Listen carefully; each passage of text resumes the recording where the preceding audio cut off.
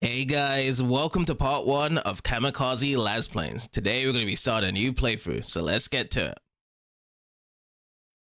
Do you remember the day we met, Walter? I still remember it vividly. The air was crisp and chilly when I saw Sky Fortress for the first time.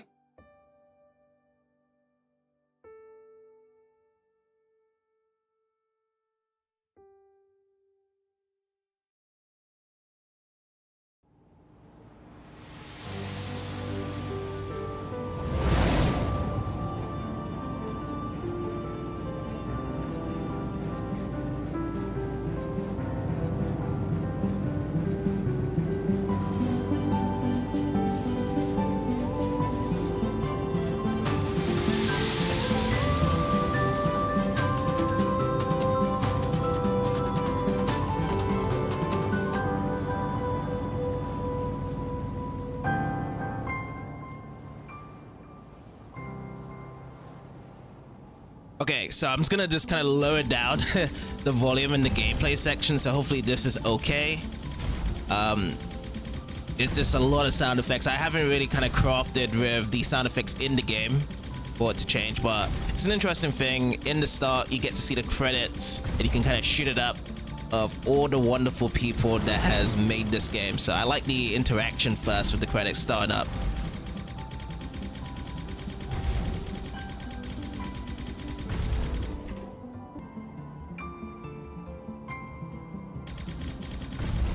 Quality assurance team, they're always going to be lost to be sure down the credits.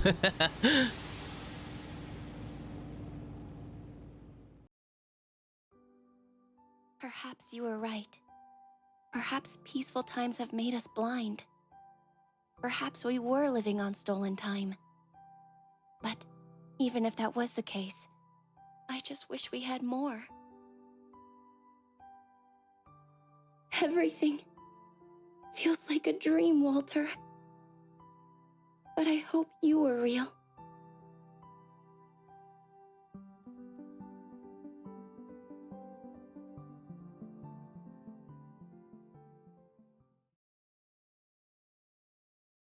So yes, this is the most important part of this game. This is a story with multiple endings.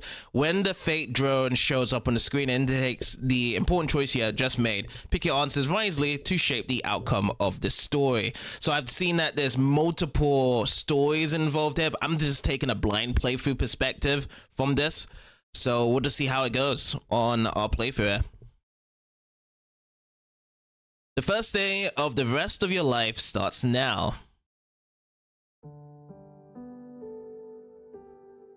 It's been a week since I heard those words at my deployment. Sky Fortress. I spent my whole life working hard to get here, but now it feels unreal. The jewel in the crown of our kingdom, a military base in the blue sky, seems straight out of a fairy tale. It shines among the clouds, fueled by the infinite power of the light. A technological novelty for some, a divine miracle for others. My perspective is different, but I don't find that hard to believe at all. Service in such an elite military base is an ultimate honor for any soldier. But the fortress is much more than that. It's a symbol of our freedom, levitating mid-air as if even the shackles of gravity couldn't keep it down. 100 years ago, when the kingdom of Lestia faced destruction, mysterious crystals discovered on our small island changed its fate. Their infinite pure energy fueled our machinery, modernized the economy, and saved our country from downfall. I don't know how the ore works exactly, it's the egghead's job. For most of us, it might as well be magic. The light changed everything. The morning sun bathes the officers' quarters in a golden glow as my mind wanders. Behind a large window, there's a view of all shades of blue. Azure wall reflects the sunlight. I rock in my chair, watching the clouds lazily passing by. Tall watchtowers loom on the horizon, pulsing with the light crystals that power them. Sometimes when the sky is clear, I think I can see a gleam of the veil on the horizon. It reminds me of the price we all have to pay. Is it Really you? A vibrant, melodic voice interrupts my thoughts. Although quiet, it startles me like a gunshot. I abruptly sit up, nearly falling down together with my chair. I instantly raise my head, meeting the gaze of a girl standing in the doorway.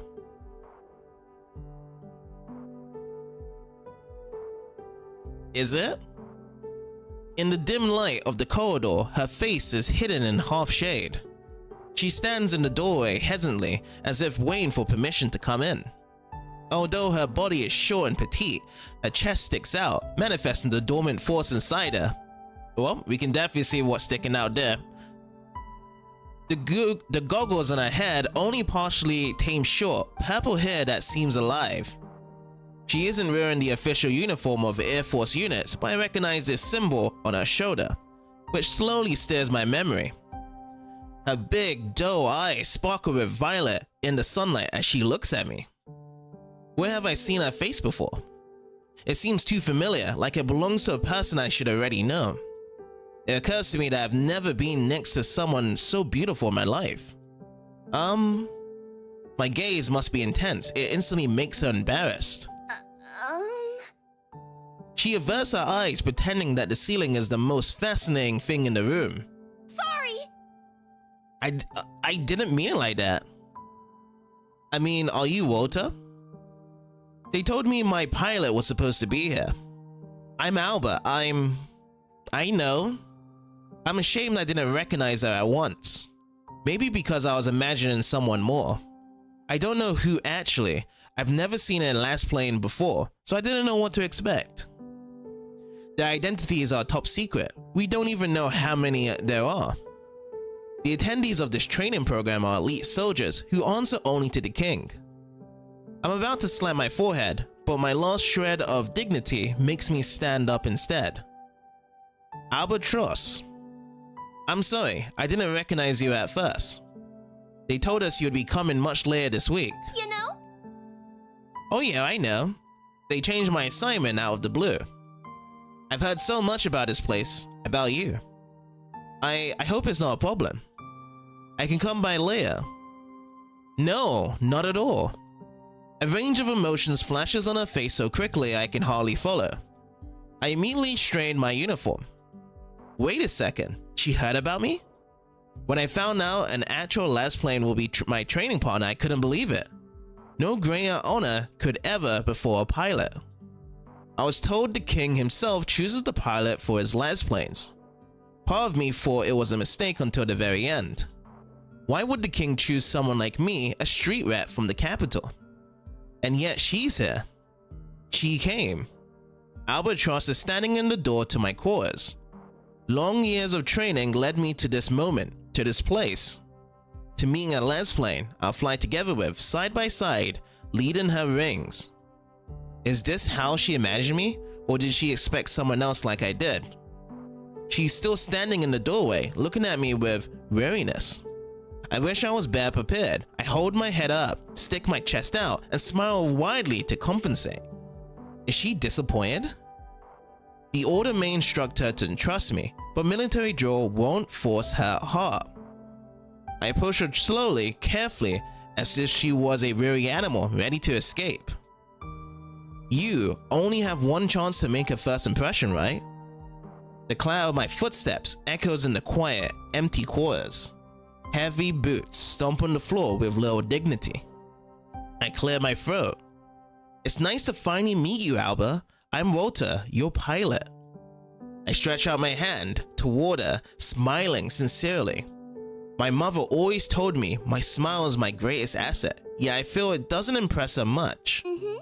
She nods at me officially, like a soldier, before she stretches out her hand too. I take it, trying to look normal. What did I expect? For her to look like a plane? Well, definitely not this. Yeah, that's what I was thinking, because when he was describing her, saying that she's a Lassplane, I thought she would have been a plane, but I guess it's one of those transformation ones that they have like a human form and then they transform into plane when it comes to the mission. Her hands seem so tiny in mine, soft, smooth skin, as she's never worked a physically demanding job. I can't believe she's the one with such a great and destructive power. Lassplanes were supposed to be angels of destruction, yet the first one I meet seems to be the most fragile thing in the world. Albert not only looks like a regular girl, she's nothing like other soldiers in the base. We shake hands like businessmen. She squeezes my hand twice as hard as necessary, as if trying to prove something. Perhaps she saw a reflection in my eyes. Perhaps she knows how I view her. Perhaps she wants to show me I'm wrong. Her hand may be tiny, but I notice an imperious gleam in her eyes. I bet she could punch me if I deserved it. So, we stand next to each other in silence until I feel silly. What should you say in such a situation? Hi, I'm Walter. Looks like I'm one hell of a pilot since you've been assigned to me. By the way, I heard you can turn into a plane. Are cars on the table too? Yeah, seems about right. How long have you been in the fortress? I see your bag behind you. Oh no, not long at all. I just got here. I dropped by, talked to HQ, and decided to find you first. They tried to stop me from leaving, but I couldn't help myself. It's so beautiful here. HQ love their protocols. Can't blame them. It is a top secret base of the kingdom after all. Good thing that I'm a top secret soldier of the kingdom then. Point taken. I suppose Lassplanes have more privileges than us, regular grunts. Aren't you like the best pilot in the kingdom? I think. Doesn't sound like a regular grunt to me. And your quarters look nothing like regular either. When you put it that way, I bet they haven't assigned you quarters yet since you just arrived. Actually, I have my quarters assigned, thank you. It's these actually. I stupidly look at her for a moment, wondering if she misunderstood something. The quarters were standing in a common, but they're for men. There aren't any co-educational bedrooms in Sky Fortress. So what is she talking about? These? They're fast, but they might have made a mistake. These are male officers' quarters. They look pretty much the same, so I understand the confusion. I'll be sure to help you figure out your living arrangements when we get to HQ. Albert doesn't budge when I move toward the exit. With hands on her hips, she looks at me with a strange smile. Her confident gaze makes me freeze. She looks so sure there's no mistake. But it means you know? There's no need. I saw these quarters during my flight. I really like your window. I asked to be assigned here and they agreed. It's now a female Lassplanes quarters. Can you believe it?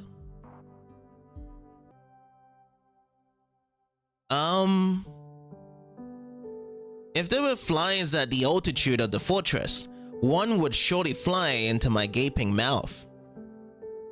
She can't be serious. These are my quarters. I'm a decorated officer. There's no way HQ would give my quarters away just like that. I think. But I'll sure to be helping you figure out your new living arrangements with HQ. Huh. And to think I've just been pondering how pitiful she looks. Under her apparent weariness and fear lies quiet temper, and I'm not sure if I should unleash it. I mean, if that's what you... Which bed is yours? I guess it'll be easier if I take yours. I don't want to offend anyone. What about offending me? The girl has quite some nerve, but at the same time, she acts unaware of it.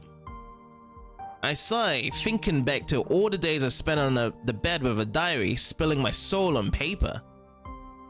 It was perfect. So close to the night lamp and the desk that I could stay up longer than my companions, not disturbing anyone with the main light. At the same time, it was the furthest place from the door, so nobody would go past me in the morning.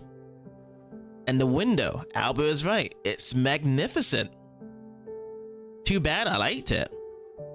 I relentlessly bid the window goodbye before opening my mouth to speak.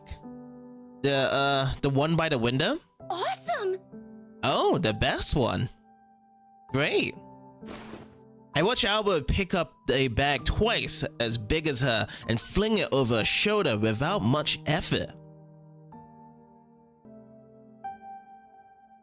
I would help her, but for some reason, I feel she wouldn't want that. She passes me in the doorway and I move aside, partially smeared by how direct she is, partially mad about losing a place to sleep. I shouldn't be surprised.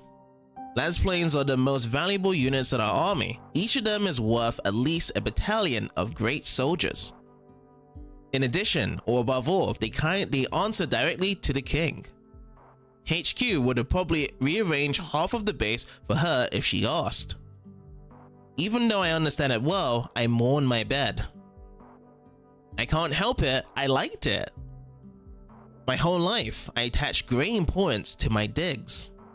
I served on many bases, and I meticulously took care of my bunk bed in each one.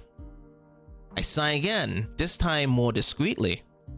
I slowly follow her lead, approaching the window and the view I was focused on when she entered. The beauty of the outside puts her at ease. Or maybe it's taken over other people's territory that gives her a confidence boost. She sticks to the window and presses her nose against the glass. Wow! The view is fabulous. You can see Are they watchtowers? There are so many of them. I bet they're illuminated at night. It must be pretty. A little. The light that powers them shines in a pale blue glow. At night, it's like northern lights. What? Northern lights? Haven't you heard of them? They're like a light show in the sky of night, but only in some parts of the world. I read about them in a book once. Huh? It sounds magical. I wish I could see them one day. Do you think there is a place on an island where they're visible? Not as far as I know. Pity. But Rota, you can see the veil from here. I come closer to the window and look at the horizon, squinting. Albert must have better eyes. Sometimes I think I can see the glow of the faraway barrier, but not today. The floating watchtowers keep the barrier up around the island. The previous generation still remembers the day it was set up, when the king surrounded the island with a protective field, separating us from the rest of the world. Our people see the light as a symbol of renewal and freedom, but inside greed and hatred in others. Remind me to ask the infirmary for glasses. Unacceptable! How come you're a pilot if you have a slight defect? It sounds dangerous. Maybe we'll fly closer one day so that you can see it. It was a joke. Oh. A poor one. I love the veil. Have you seen it up close? A few times, only on duty. I'm not one of the worshippers who make pilgrimages to the veil, but I'm sure travel agencies made a fortune on spectacular flights along the barrier. Excuse me? Hey, I would pay. I think the veil is gorgeous. My mom believes there's a divine power hidden in it. I wouldn't call it divine. The power comes from the light. As long as the light works, the veil will stand. And as far as we know, the light energy renews itself. No way! So you're calling my mom a liar? What? No. I'm so sorry, Miss Trosse. I didn't mean to. Now that's a proper joke, Rota. I don't mind calling the veil divine. It has kept us safe and sound from the outside world for so long. Divine or not, it is our first line of defense. but we shouldn't assume it will always keep us safe. We must be ready as soldiers, ready for the day when it may change.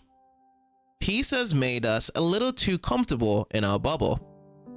I feel like many people have forgotten what the world was like 800 years ago. Oh, remind us, Grandpa. What was it like back then? Hey now. I'm just saying we're the next line of defense. We should always be ready for war. You talk like a poster child for the army rota, like the one from propaganda posters.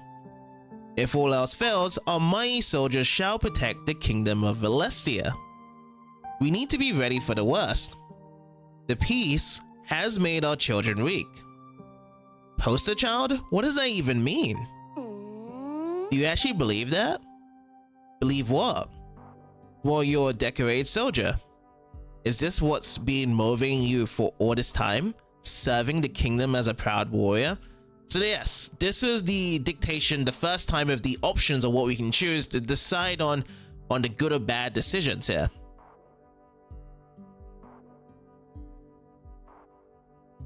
Let's see. How shall we do it? Without a doubt or well? If you say well, there's some confliction to our answer. This one, I don't know, because based on the conversation so far, I don't think you would be saying without a doubt. It would probably impress more from it.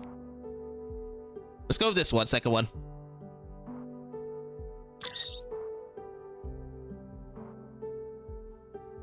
I open my mouth, but no sound comes out. I should have an answer ready, the answer everyone expects. The truth is, the words have been ingrained in me my whole life, thrown at me when I was still a cadet, committed to the army. My father always told me to move my wants and needs aside, and give priority to the country. The old man loved the island and brought me up in love for it, but with time, I began to notice things he remained blind to.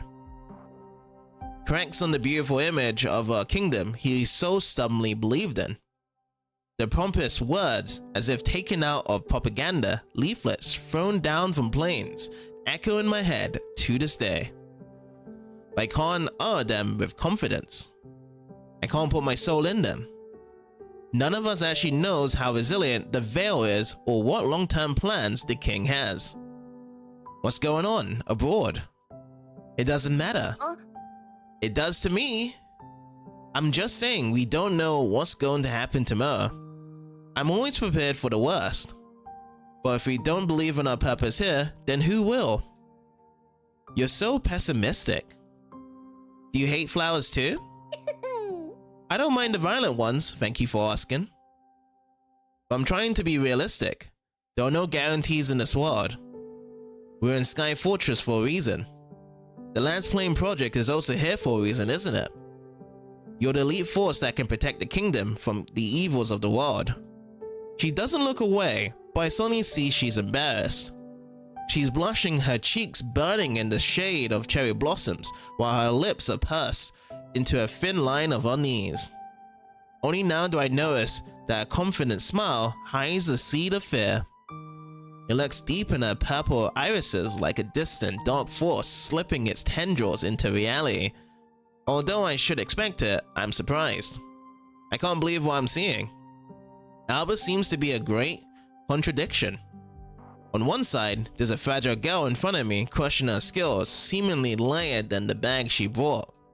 Yet the same fragility has a power hidden inside, a power capable of destroying this whole base with everyone inside. Her bag is already on my bed. I'm just one step she took hold of my bedroom. I'm not going to argue. The veil may be reminding me of the other side of the coin we were given by fate. But right now, I don't need to convince her to abandon the feeling of stability it gives her. But hey, let's stop debating the hypotheticals. I'm not the only one with the ability to put problems off. Alba nods vigorously, a smile returns to her face. It suits her, although I prefer she didn't throw me out my own bedroom with such glee. This is your first day in Sky Fortress. We've got to celebrate. How about a tour around the base? I thought you'd never ask. She couldn't hide the excitement in her eyes even if she wanted to. Sky Fortress is breathtaking. I'm not surprised the mere thought of sightseeing cheers her up. When I got here a week ago, I had the same reaction. A sparkle in her eye suddenly joins the impish smile. I've already learned it's not a good sign. Oh, and don't worry about the quarters. You don't have to pack right away. There'll be plenty of time after the tour. Thanks. I'll take care of it later. Sky Fortress awaits. We leave the quarters and head to the main plaza. Above us, there's only the sky, really marked by white trails of passing planes. The plaza is nearly empty at this time of day, although it's usually filled with crowds. It's the main communication hub of the base, connecting all important places. Sky Fortress resembles a beautiful town of a picture, but I describe it more as a perfectly functioning machine. Everyone knows what they need to do at any time of the day. Nobody wanders aimlessly, well, except for us. Despite the empty plaza, you can feel the base bustling with life. Chatter comes from afar, an appetizing smell fills the air. It's coming from the kitchen, where the quartermaster is preparing dinner. We visit a green park, its high trees providing blissful shade on hot days. It was ensured that nobody in the fortress would miss the ground left far below. They say that when designing the base, the king gathered experts from mountain regions who are used to living at such a height. So we had alleys between the trees and flowers pollinate in some complicated way. The quartermaster even has a small garden where he tries to grow fruits and vegetables. I show it to Alba from afar because I know if someone caught me trying to get inside, I'll be the main course for dinner. The quartermaster is very serious about 3 yellow tomatoes growing here. The soil in Sky Fortress isn't too fertile, even though it was brought from the island. Leaving the park, we naturally return to the plaza. When I first got here, I learned that if I ever get lost, I should keep walking. It's not an exaggeration, all roads do lead to the plaza. Flowers climb up some of the buildings as if trying to get higher, as high as possible despite the altitude and thin air. A trolley crosses the sky lazily, traveling from the eastern to the western part of the base. I like this place, and I can see that Truss likes it too. I admit her presence distracts me.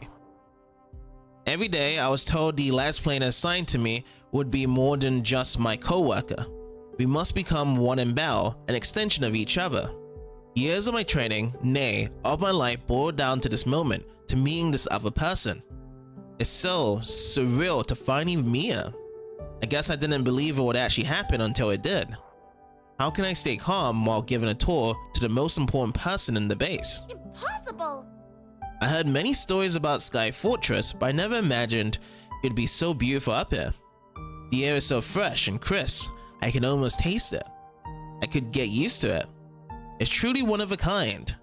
I've been to many places and trust me, nothing compares to this. But I bet you've seen more things in life than anyone here. Oh really?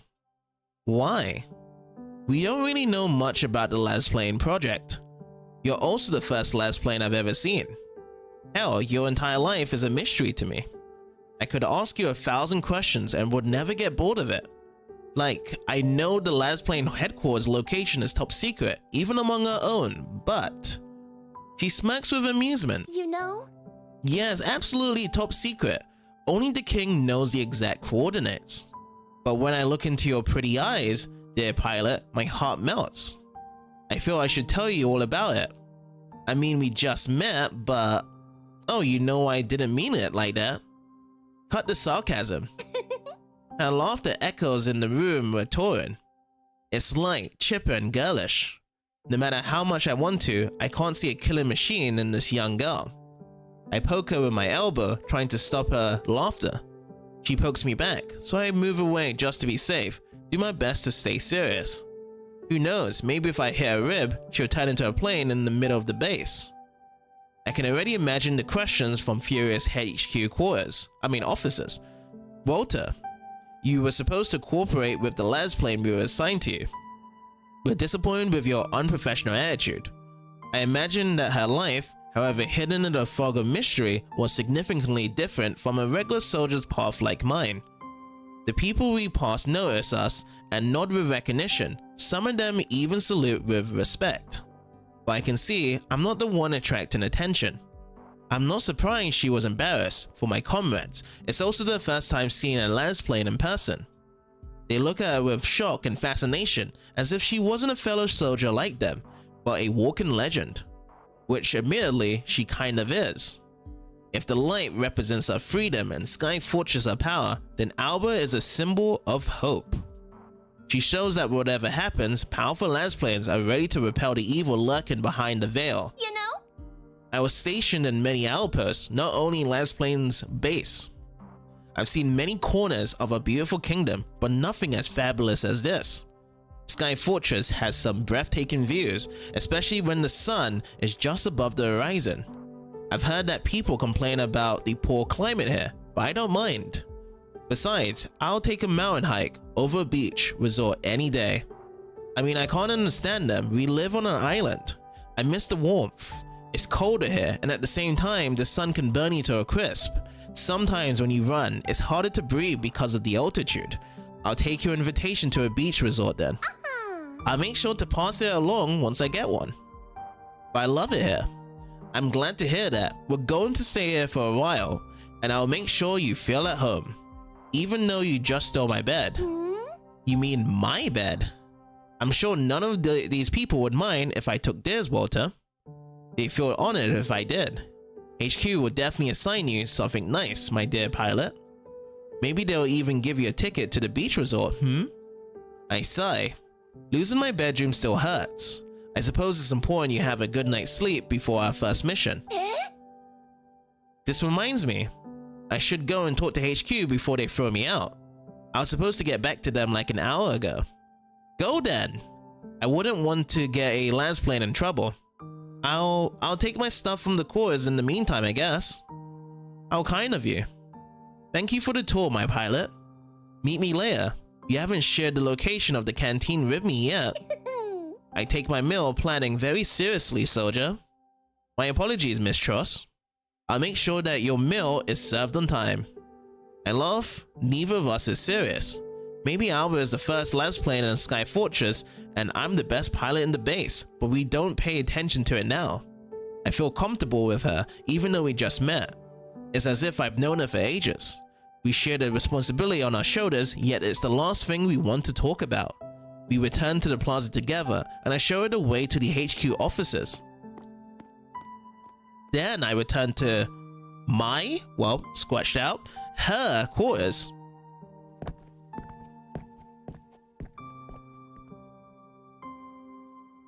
It takes me 15 minutes to collect my possessions from the brutally confiscated quarters.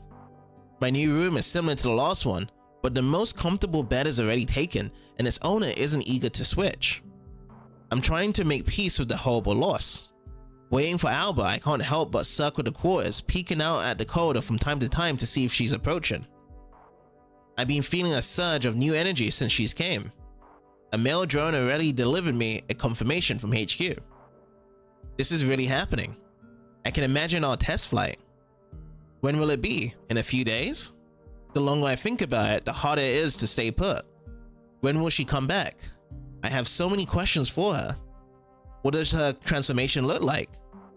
What's it like to control the light as a regular Moor? I feel like my head is going to explode. Why is she taking so long? Is she already in trouble for wandering around? The last thing I want to is to inconvenience her. Hesitating for a long time, I finally head for the door with a grand plan to find Tross. I'll pretend I just want to discuss the details of our test flight now with the official permission from HQ. I tie my quip on a piece of paper, unconsciously crumpling it more. Admittedly, it can wait until dinner. It's not urgent or important, but I left my doubt unanswered and just go ahead. I think I know Sky Fortress in and out, all its attractions and possible hiding spots. And yet Tross is nowhere to be found, not at HQ, not in her quarters, and not in the canteen. Wandering around Sky Fortress like a ghost, I slowly lose confidence. Only when I step out on the officer's quarters balcony to get some air do I notice familiar violet hair down in the distance. Alba. She's sitting on the edge of a cliff in the middle of a green glade in Sky Fortress's only park. It's far from barriers, away from alleys, and the safe area. No wonder I couldn't find her. She's hidden from sight if you're looking from the park level. Looking around, I curse under my breath.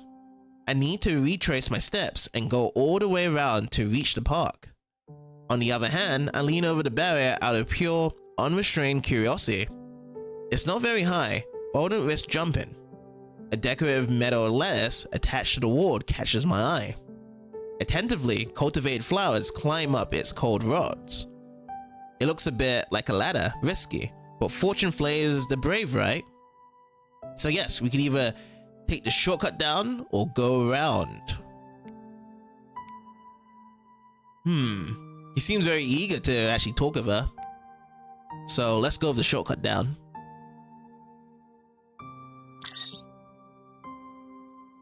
I climb the balcony's railing, grabbing at the lattice. I tug a few times, checking its durability. It seems stable. Carefully, I rest my boot on the metal support and more boldly put my body weight on the construction. Pleased with the shortcut that will save me at least 10 minutes of an unnecessary walk, I slowly climb down.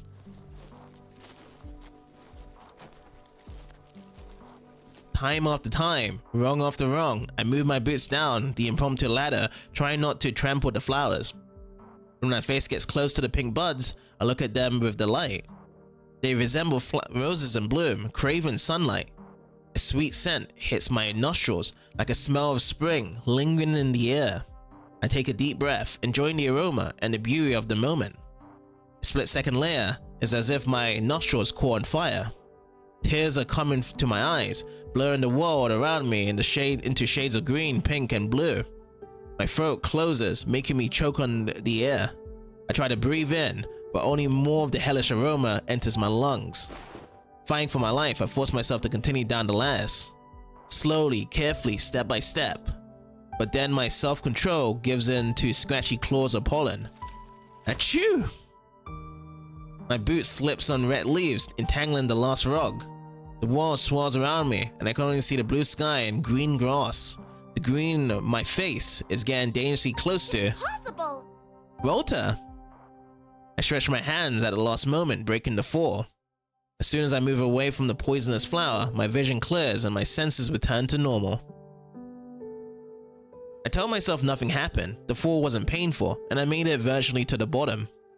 Only when I notice Alba's fine face nearby do I regret not falling from the 6th floor. Bright red, I stand up and brush the grass off my pants, which are already stained green. Excuse me? Oh dear, are you okay? What was that about? I didn't see you coming, and now you're falling from the sky? I'm good, and I climbed down just fine.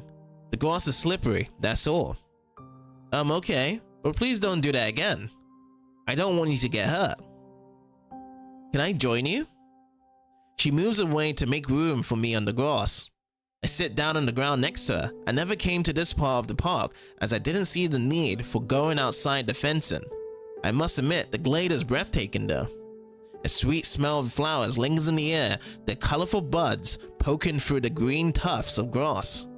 Alba constantly tucks unruly strands of hair behind her ear, only for a nice, cool breeze to lift them up again. And the sight is only the blue, boundless sky in front of us, as endless as the ocean around our home island. I stay silent for a moment, taking in the landscape. We watch the clouds float lazily on the blue canvas. When the light is right, the hulls of the planes passing above flash at us secretly. I don't know a more beautiful place in Sky Fortress than this one. You know? As soon as I saw this place, I had to come here, even if it was just for a few minutes. It's breathtaking, everything is, Walter. Sky Fortress is absolutely amazing. I'm already in love with it. It almost feels like a dream. Eh? Have you ever gotten used to it? To Sky Fortress? Kind of. I needed a few days. Something about looking through the window and seeing nothing but a vast ocean of blue made my head spin. I see. I don't have problems with that. But I think this is my favorite spot in the entire base. Here! Right here. I follow her dreamy gaze. The view from the glade is amazing. Nay, the glade itself is amazing. I understand what Alba means. I love the scent of flowers growing here and how soft the grass is. I love the wind carrying the sounds of life from Sky Fortress. It seems as if the sky meets the earth here. Do you feel it? Can you feel it? I watch her dip her hand in the green grass. Following her gesture, I stretch my hand to touch the grass blades, which turn out to be as soft as she promised. My fingers brush the back of her hand by mistake. We both freeze. She blushes and looks away, and my heart races again. Only a moment passes before we realize what's happening, but it feels like eternity. We hastily withdraw our hands like scolded cats, looking at the sky like there's nothing else. I completely forget about the crumpled orders in my pocket. You know? This place reminds me of my village so much. I mean, the view wasn't that good. But the wind, the flowery field, somehow this place has a scent of home. Oh? I was convinced that you grew up in the capital, like me. Oh no, far from it. I don't even like the capital that much. I mean, it's beautiful and everything, but I love how idyllic crop fields feel. Most people would do a lot to break free from the farmlands and live in the capital. Did the royal treatment and big world vibe fail to convince you? Actually, a city can be so suffocating. Being out in nature makes me feel free, a bit like the sky does. A village was hidden among the hills. The air was so clean, it would sting your chest if you breathed too deep. It feels the same here. I miss my family though. Our house was filled with otherworldly aromas from the kitchen. you know? I miss the goats too. Goats? Do you mean the legendary incredible Lassplane grazed goats? Huh? I didn't, and even if I did, there's nothing shameful about farm work, city boy. Goats are nice if you feed them.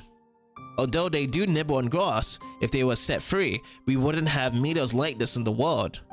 Hey, I didn't mean anything bad. I'm just curious, how did they find a Lassplane out in the wilderness? After all, it's not something an average girl can do. Oh, so I'm not an average girl, my pilot. Most certainly you're not. In every aspect of it. Honestly, I spent more years away from my home than at it. I was 10 years old when they took me away. I know, probably everything has changed since then, but I love my memories.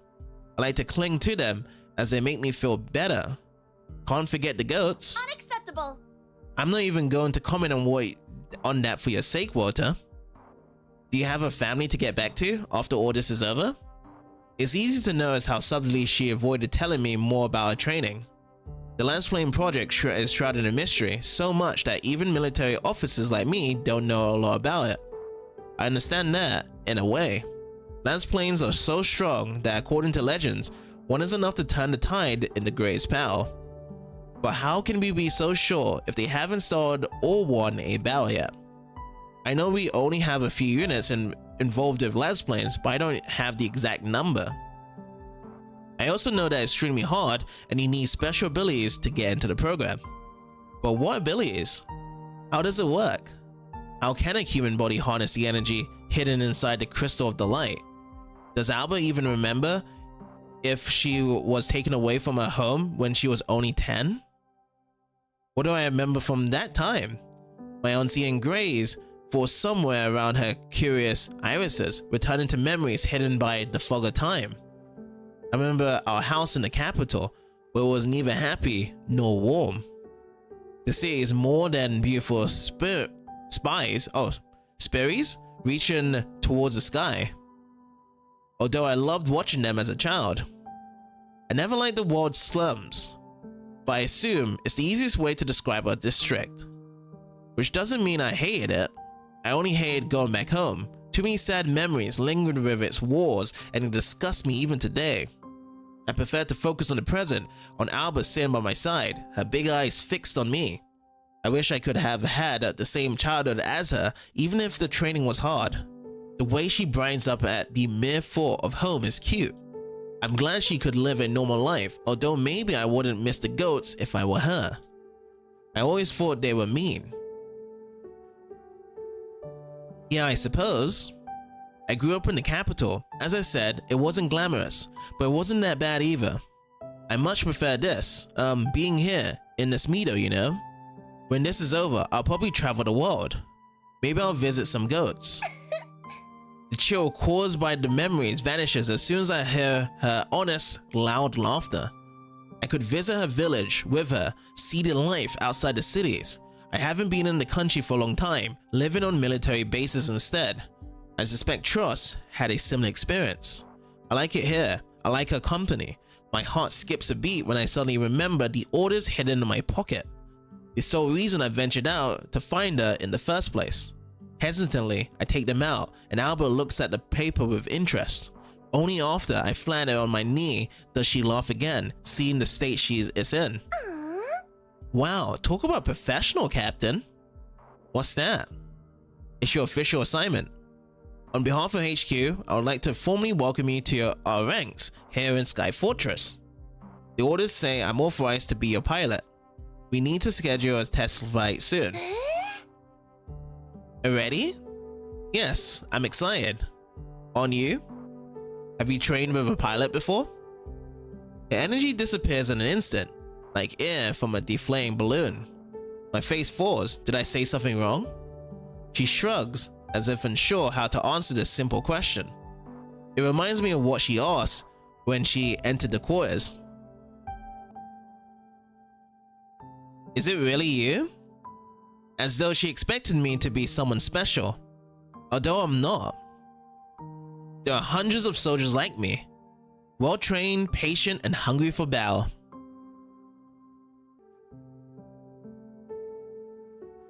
And yet something about me makes her embarrassed again. Actually? In theory, yes, I have hundreds of hours of training in my logs. I met many pilots during that time.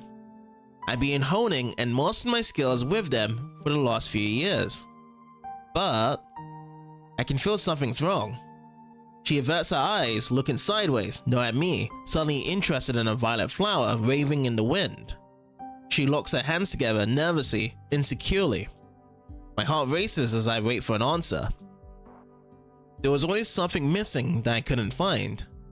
They told me that once I found a pilot I could bond with, the odd feeling would go away. But I've never been able to do so with anyone before.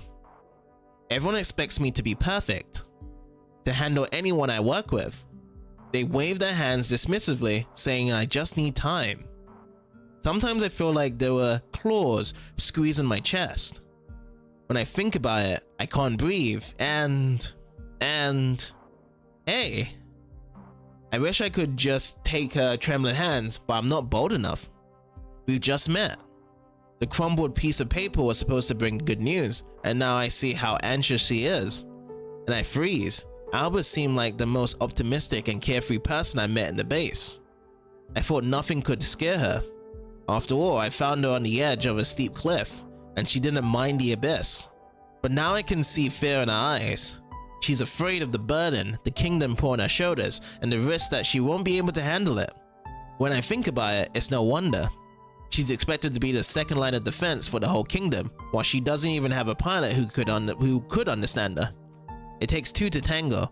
Her efficiency doesn't depend only on her skills. If I were her, I'd be nervous too.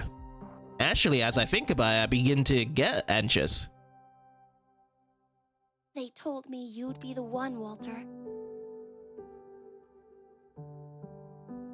My heart stops when she raises her sad eyes to look at me. The bottomless purple conceals a surge of emotions, and she's struggling to find the right words. The one meant for me. The best pilot in the kingdom that has to offer. I smile nervously.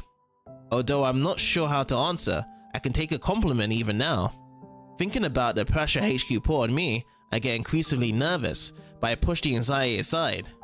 Her face yearns for hope and inspiration, and I want to tell her it's going to be alright.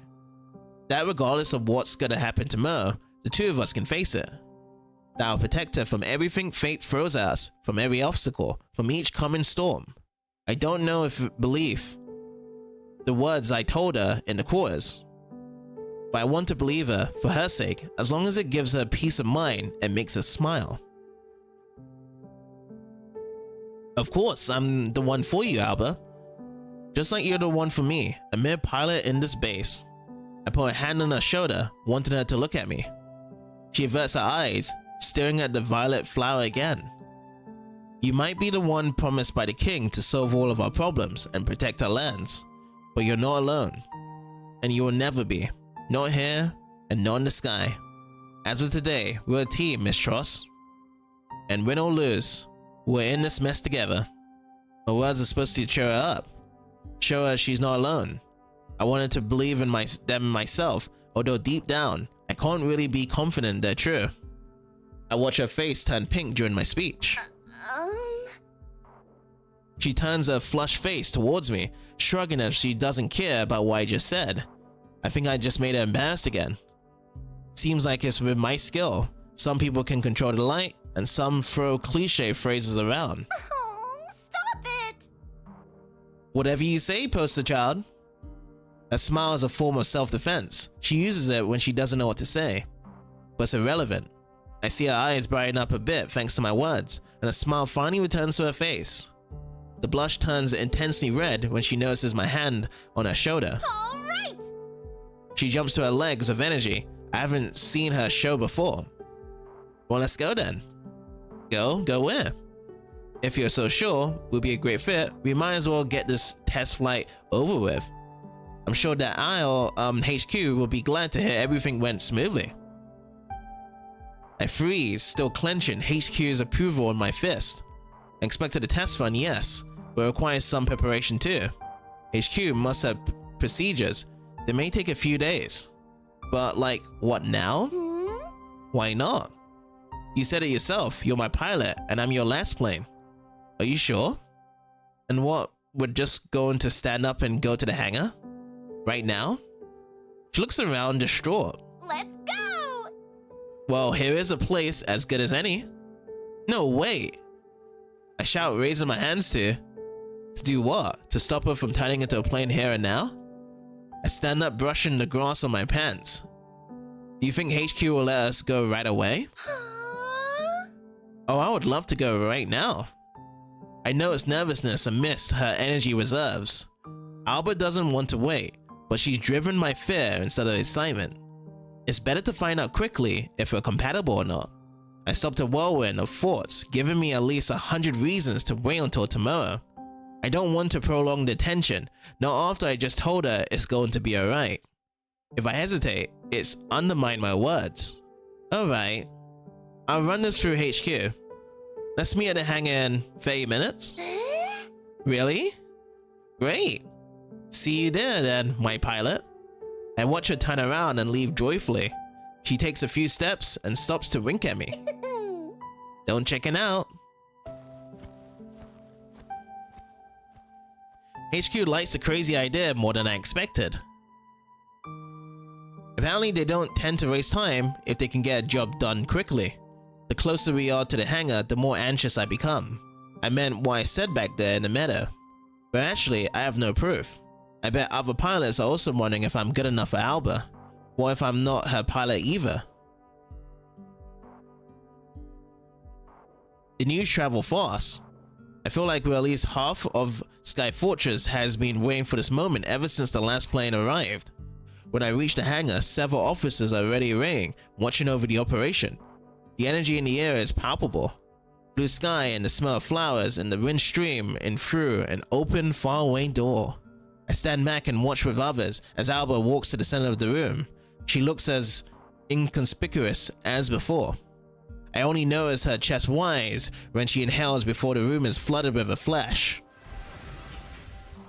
A bright light penetrates my closed eyes, making me cover them with my hand. When I manage to open them to cheer, my voice fails me, and I round my mouth in wordless delight.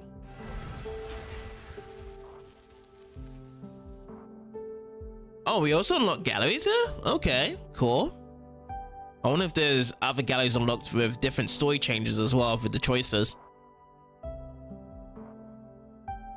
The walls of the hangar disappear in a black emptiness, cut by luminous lines. The smell of ozone lingers in the air as if I was in the heart of a storm. It's like the time and space around us vanish, and this moment was launched in a drop between dimensions of reality. A radiant silhouette is surrounded by strands of energy among dark clouds. The light crystal in her bracelet glints in a familiar yet strange way. It's like a supernatural force whose magical properties I can feel for the first time when I get goosebumps on the nape of my neck. Bright green ribbons coming out of the crystal envelop Alba's body, transforming it into something else, something new. Bit by bit, from the frills on her uniform to her body cells whose essence of life is changing into another force. The light soon becomes too bright for my eyes, unused to the sight, no matter how hard I try to ignore it. I regretfully close my eyelids as the scene ends in another flash of lightning. A small storm hidden in this bubble of time passes, leaving behind sparkling airplane wings, resembling metal, but so far from it. I now know I'll never look at Alba in the same way, and that I'll never forget it.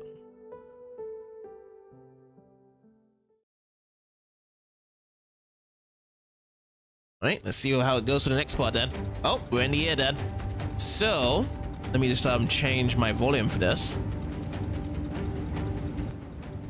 Cold air welcomed us with the first gust of wind. Tens or hundreds of hours trading could have never prepared me for this moment. If someone asked me to describe it, I don't know if I could. This feeling is unbelievable. I feel the true scope of her power, and it seems infinite. I feel Trosse's proximity like never before. The rumbling of her thoughts flies under my fingertips. I'm surrounded by solid, hard metal, yet I can feel there's a soul inside it. I watch the gauges before me. The gorges before me. But soulless numbers can't convey the moment. Energy strokes my body, leaving trails of goosebumps on my skin. It's as if I was next to a mighty power source, only this power is alive. 77%, 93%, done. Looks like the synchronization is complete. How are you feeling about this, Alba? It's great so far. Not to toot my own horn, but I think I nailed this. You're doing great. I'll let HQ know we're ready. HQ to the Lassplanes squad. Are you ready to begin the maneuverability sync test? Alright. I think so. I'll try my best to make sure we stay compatible. I promise, I'll be gentle, my pilot. Lassplane to HQ, we're ready. Beginning the maneuverability sync test. Okay, reach the highlighted areas is our objective. Oh. That's us to be moving. There we go. So yeah, I think you can control either with your left thumbstick or the D-pad. Generally in these shooting games, I always just go with D-pad. Looks like everything works just fine from my end. So, what do you think? Are we ready? Are we compatible? Surprisingly, everything is going smoothly. I see no problem so far. Gotta admit, I was prepared for much worse. Hey, that hurt. Oh, stop it. I didn't mean it like that. I meant, my previous pilots weren't as affected. We achieved full foot synchronization very quickly, and from the looks of it, it's stable. It's a compliment. Take it or leave it. I'm definitely taking it. Lassplane to HQ. Everything's fine and dandy on our side. HQ to the Lassplane squad. Good to hear it. We have new orders, or rather a small request. There's some junk left by the cleaning crew next to your training zone. There's mostly old drones long out of commission, but some of them became active recently.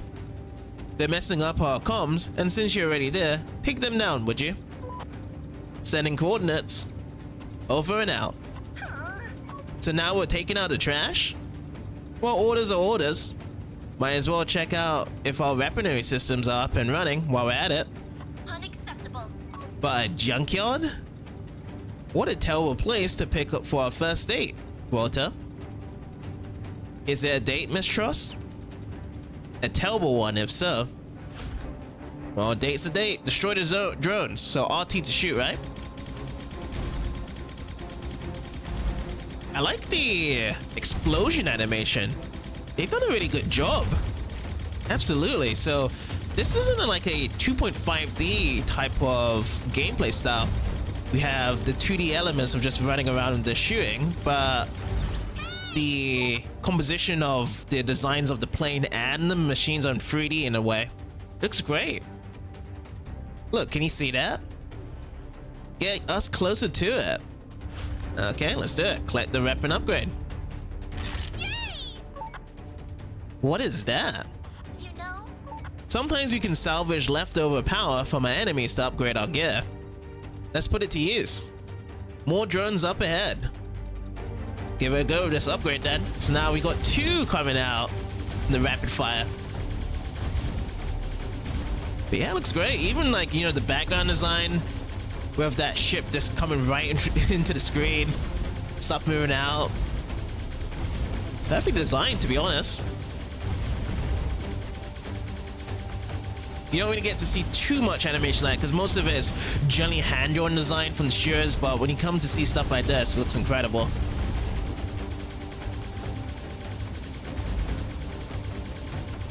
I wonder what this one is gonna do. Big explosion, no? Wow, there's a lot of them coming around now. I also see like at the bottom left, gun level, health. Hey, do you see that? It looks different from the rest. all right. Let's check it out. Ouch. Oh, I didn't see it coming. Are you okay, Alva? Unacceptable.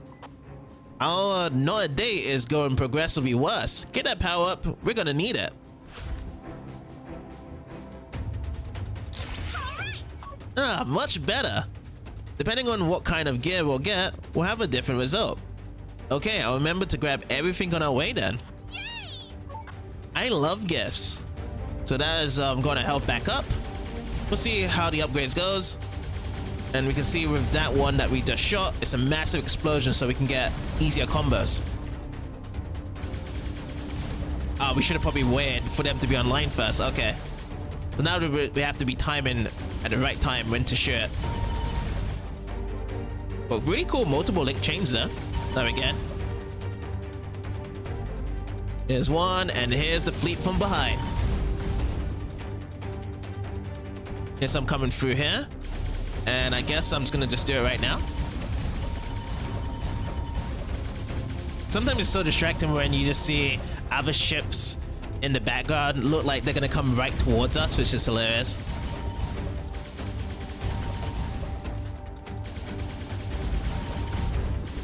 But it's pretty cool though, like, you know, having this whole target system make it easy for us. Let's go this one. Then we just blow this one up. Oh boy. And then when they get too close, they try and get us. So we just focus on the ones with explosions, isn't it? Yep, there we go. Look at that. Look at that link chain. Impossible. I feel the energy coursing through my veins. This power. I've gathered enough. Ready when you are, Rota. What? Just trust me. How? What am I supposed to... Grab that left trigger.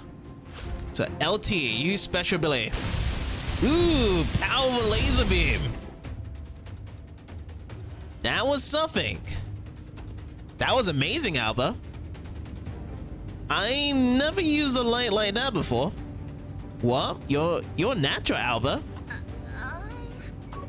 I guess we work together so well that nothing is impossible anymore. Let's get back to base. I'm hungry. Definitely, it's nearly dinner time. Let's go. Finally! Lassplane, squad to HQ. We've completed our mission. Returning to Sky Fortress now. Over and out. Alright, in the end, we got our score bonuses as well. So 30,000, 45,000, 60,000. I'm looking at all 3 of the cog chains. They don't look at any difference at all. We can also go for a retry if we want to. Maybe it's just the number of medals that we collected. But we'll continue.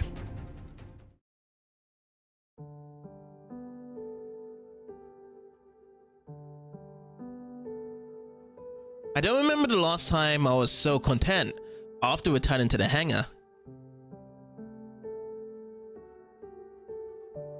Although I assured Albert everything would be fine, I couldn't have been certain. My promises would be void if I turned out to be as incomparable as her previous pilots.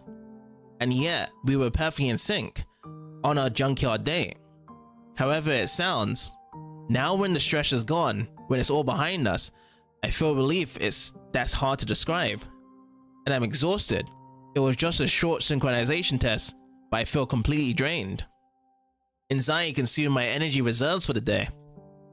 Even though it was just a quick test flight, it now feels like I fought in a battle. I deserve some relaxation. Albert slipped out from the hangar as soon as we returned. Her transformation was over before I even noticed. Puff, and she was gone. I swear, if I were to describe her in one sentence, I wouldn't be able to find the right words. Now in her petite human form, she must have rushed to the quarters to prepare for dinner. I, in turn, am desperate for relaxation. I can only achieve only through a scalding hot bath. There are many bathhouses in Sky Fortress, perfect destinations for tired soldiers after a long day of work. I've been here for a few months, long enough to figure out which are the best. The baths near the quarters are always painfully crowded. It has its advantages. Instead of awkward silence, they're filled with the buzz of my companion's chatter. Soaked in war, they don't want to talk about work, so we chat about silly things and laugh. On some days it's perfect, but today I'm not in the mood for crowds. I want to rest, so I head to the bathhouse in the Eastern Ring. It's part of unused VIP quarters for special guests. No VIP has appeared yet, so they're always empty. It's my little secret, a place that hardly anyone knows about and most certainly nobody frequents.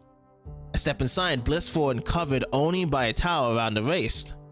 Bathing is relaxing, it clears my mind and cleanses my body, and I'm ready for both. By habit, I walk inside without looking around. It's my place after all, only I know about it. I haven't seen a living soul here since I arrived at Sky Fortress. Suddenly, a movement in the corner of the bathtub catches my eye. I freeze like a deer in the headlights. Who? Yes, anime cliche secured, and we also get that gallery unlocked. It's gotta be the girl, right? Submerged in water, Trust turns to me, hearing my footsteps. Hidden by a blanket of foam on the water, at first she freezes as if unsure about what she's looking at, as if thinking I'm just a figment of her imagination. After all, in what kind of world would a person march inside a bathhouse she's bathing in so conspicuously? I'm not the only one having a hard time processing it. For a moment, we're both shocked, looking at each other stupidly. Our steam conceals part of her figure. I open my mouth, but no words come out. Reason tells me to look away, but my body won't listen. I stand still like a statue, a motionless ice figure in front of her. Injuries from her close quarters with her mind are nowhere to be found on her fair skin, only droplets of water, leaving red trails on her slender body. The setting sun bathes her body in golden light, casting shadows on soft dimples. Thick fog and foamy water conceal what's not hidden on their small towel. Even with that, I still admire each of her movements when she gets deeper, each subtle twitch of her round hip. I don't know why I'm so stunned. Bathhouses are mixed, and what's not hidden under a towel is covered by steam. It's all for nothing when my imagination provides the rest. I immediately blush. Maybe she's wondering if I got a heat stroke, standing there like a fool. A quiet thought in the back of my head makes me realize that Albatross sees not only my bed, but also my favorite bathhouse. And then, all my thoughts vanish when her face contorts with terror. She reddens as if the war got a few more degrees hotter. I slowly realize what she realizes. Oh no. That's a lot of description before she actually said something. You? What are you doing here? A scream snaps me back to reality, reminding me where I am. It breaks my trance, making me comprehend for how many seconds I have been staring at her. I flinch, turning to the side. If I could give her a bit of privacy I took away from my intrusion. The ceiling has never been more interesting. I tried to mutter a reply, but I feel a wave of heat reach my face. I must be red as a bee. Not good at all. My god, I must have come over as an ultimate creep. I keep telling myself that I only looked at her for a moment, just a few seconds, but no amount of bargaining with myself will make my face less red. Just an hour ago we were up in the sky, we were one, and yet what I did now seems extremely invasive. I can hardly move from shame, which must be visible on my face. Just as Alba's embarrassment is reflected by a bright red blush on her cheeks, she desperately covers herself with her hands, disappearing under foamy water until her chin touches the surface. Wait, I shouldn't be looking, but I can't help seeing her convulsive hand movements out of the corner of my eye. She looks like a fish out of water, hopelessly trying to dive back into the depths. I'm sorry. I didn't expect you here. What? How? It's the officer's bathhouse after all. Oh god, it's mixed gender. I have just as much right to be here as you do. Huh? Well, you could have just warned me. You waltzed in here so quietly I had no time to cover myself up. What was I supposed to do, announce myself? I thought no one was here. Our discussion is pointless because technically we're both right. Logic tells me I didn't break any rule of mixed bathhouses. At the same time, I'm so embarrassed I'll never go inside like that again. Starting from today, I'll only stop my feet to let half of the base know I'm coming. And I'll slam the door as much as rude as it is. But what to do now? I stay still for a moment before I realize it's probably worse than pretending that nothing happened. I glance at her and force myself not to turn my eyes away. I can't help it. Her gaze petrifies me. She quickly moves to the other side of the pool and fixes her unseeing gaze on some random point of space as far from my face as possible. I haven't even touched the water yet, but I suspect I'm red as if I'm scalded. I rush to the edge of the pool. Hot steam unexpectedly hits my face. I love boiling hot baths, but hardly anyone shares my taste. Right now, I could waltz into hell itself, and I still wouldn't care at all. Nothing can beat the discomfort I create for both of us. I know I'm being unfair to myself. Running to the pool's edge, I nearly slip. Like an idiot. I hurriedly walk down the steps and submerge in the water as soon as possible. The water burns, but it hides everything, including my shame. I'm trying not to look in a direction by all means, aiming to avoid more embarrassment. Hey, how is trust even different from my squad mates? Well, apart from everything, I never see clear my throat. Who even invented mixed bathhouses? Why didn't I care before? Sure, it was always uneasy with others, but even a quick, side glance at her is enough to send my heart racing. She is definitely not just another squad mate. In the sky, Alba's a weapon, deadly tough as steel and sensitive to my every movement. But as the girl shrouded in steam next to me is like a contradiction of that image. I wonder if I'll ever stop being surprised by the juxtaposition. I really didn't expect you here. I just thought you were hungry and headed to the canteen. Unacceptable. Oh, don't remind me, please. The dinner isn't ready yet. I checked. Don't get fooled, I am absolutely starving. I didn't even realize you knew this place. The bathhouse near our quarters is much bigger than this after all. HQ told me there's a special bathhouse in the base that I could use. I heard it's for VIPs, which I presume a Lassplane is. Oh, so am I VIP? Wait, do you have the right to be here, Rota? Yes. I'm your pilot after all. That's like a face point blanked out lie there. Let's pretend I believe you. When the silence falls between us, only the sound of water can be heard. We're sitting on opposite sides of the pool, facing different directions. If someone comes inside now, they'd think we don't know each other at all, and that we have nothing to say to each other. It must look ridiculous. There's plenty of space in this huge pool, but we're pushed into the opposite sides as if our lives depended on it. I'm tempted to look at her, but the thought of meeting her embarrassed eyes makes me squeeze into my corner more. My mind races, persistently trying to make up any small talk topic that could cut the awkwardness lingering in the room like steam. I'm not too good at small talk. Thankfully, Alba seems just as desperate for a change of subject, and it doesn't take much. So how are you feeling now that we're back at Sky Fortress? Awesome! Oh, good actually. Phenomenal even. I always miss the sky before I leave, but after a tiring mission, I think I miss the ground more. Sounds like a tiring cycle. Does it? I think it makes me appreciate both much more. Who says you have to choose one over the another in every scenario? You're definitely a natural. I think you were fantastic out there. Not a bird, not just a plane, but the albatross. Oh, stop it! I wouldn't be half as good without your guidance, Walter. You can stop the humble act. What act? I'm simply humble, Miss Tross. I am a human after all. A mere mortal compared to the... I'm interrupted mid-sentence when a wave of hot water floods my mouth. I didn't even notice when she turned to me, too focused on the ceiling. I choked and coughed, fighting for breath while my lungs are on fire. A rippling laughter fills the room, coming from my half-covered mouth. Even though she's blushing, she doesn't seem to regret the splash. Revenge never looks so tempting. Take the bait or be better than that.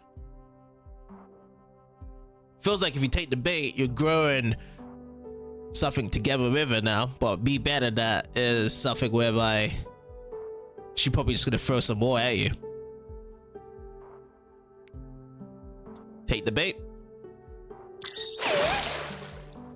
I can't stop myself. I scoop the water around me, sending a small tsunami straight at Sneaky Tross. The waves splash her face, and thousands of tiny droplets scatter around, accompanied by her screams. Oh, you! Rota, Percival, Smins? How dare you? Disrespecting a lance played like that. Who now? Percival? Smins?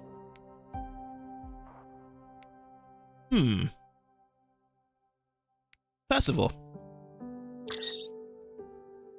My dad always used my full name when I messed up. I don't know yours, but I sure as hell don't need it. Oh, it's a terrible name, Alba. Huh? A terrible name for a terrible man like you. Hey, you started it. But now that you mention it, I do see the appeal of your dad's method. I'm related, but what's your full name? Huh? Like I would tell you.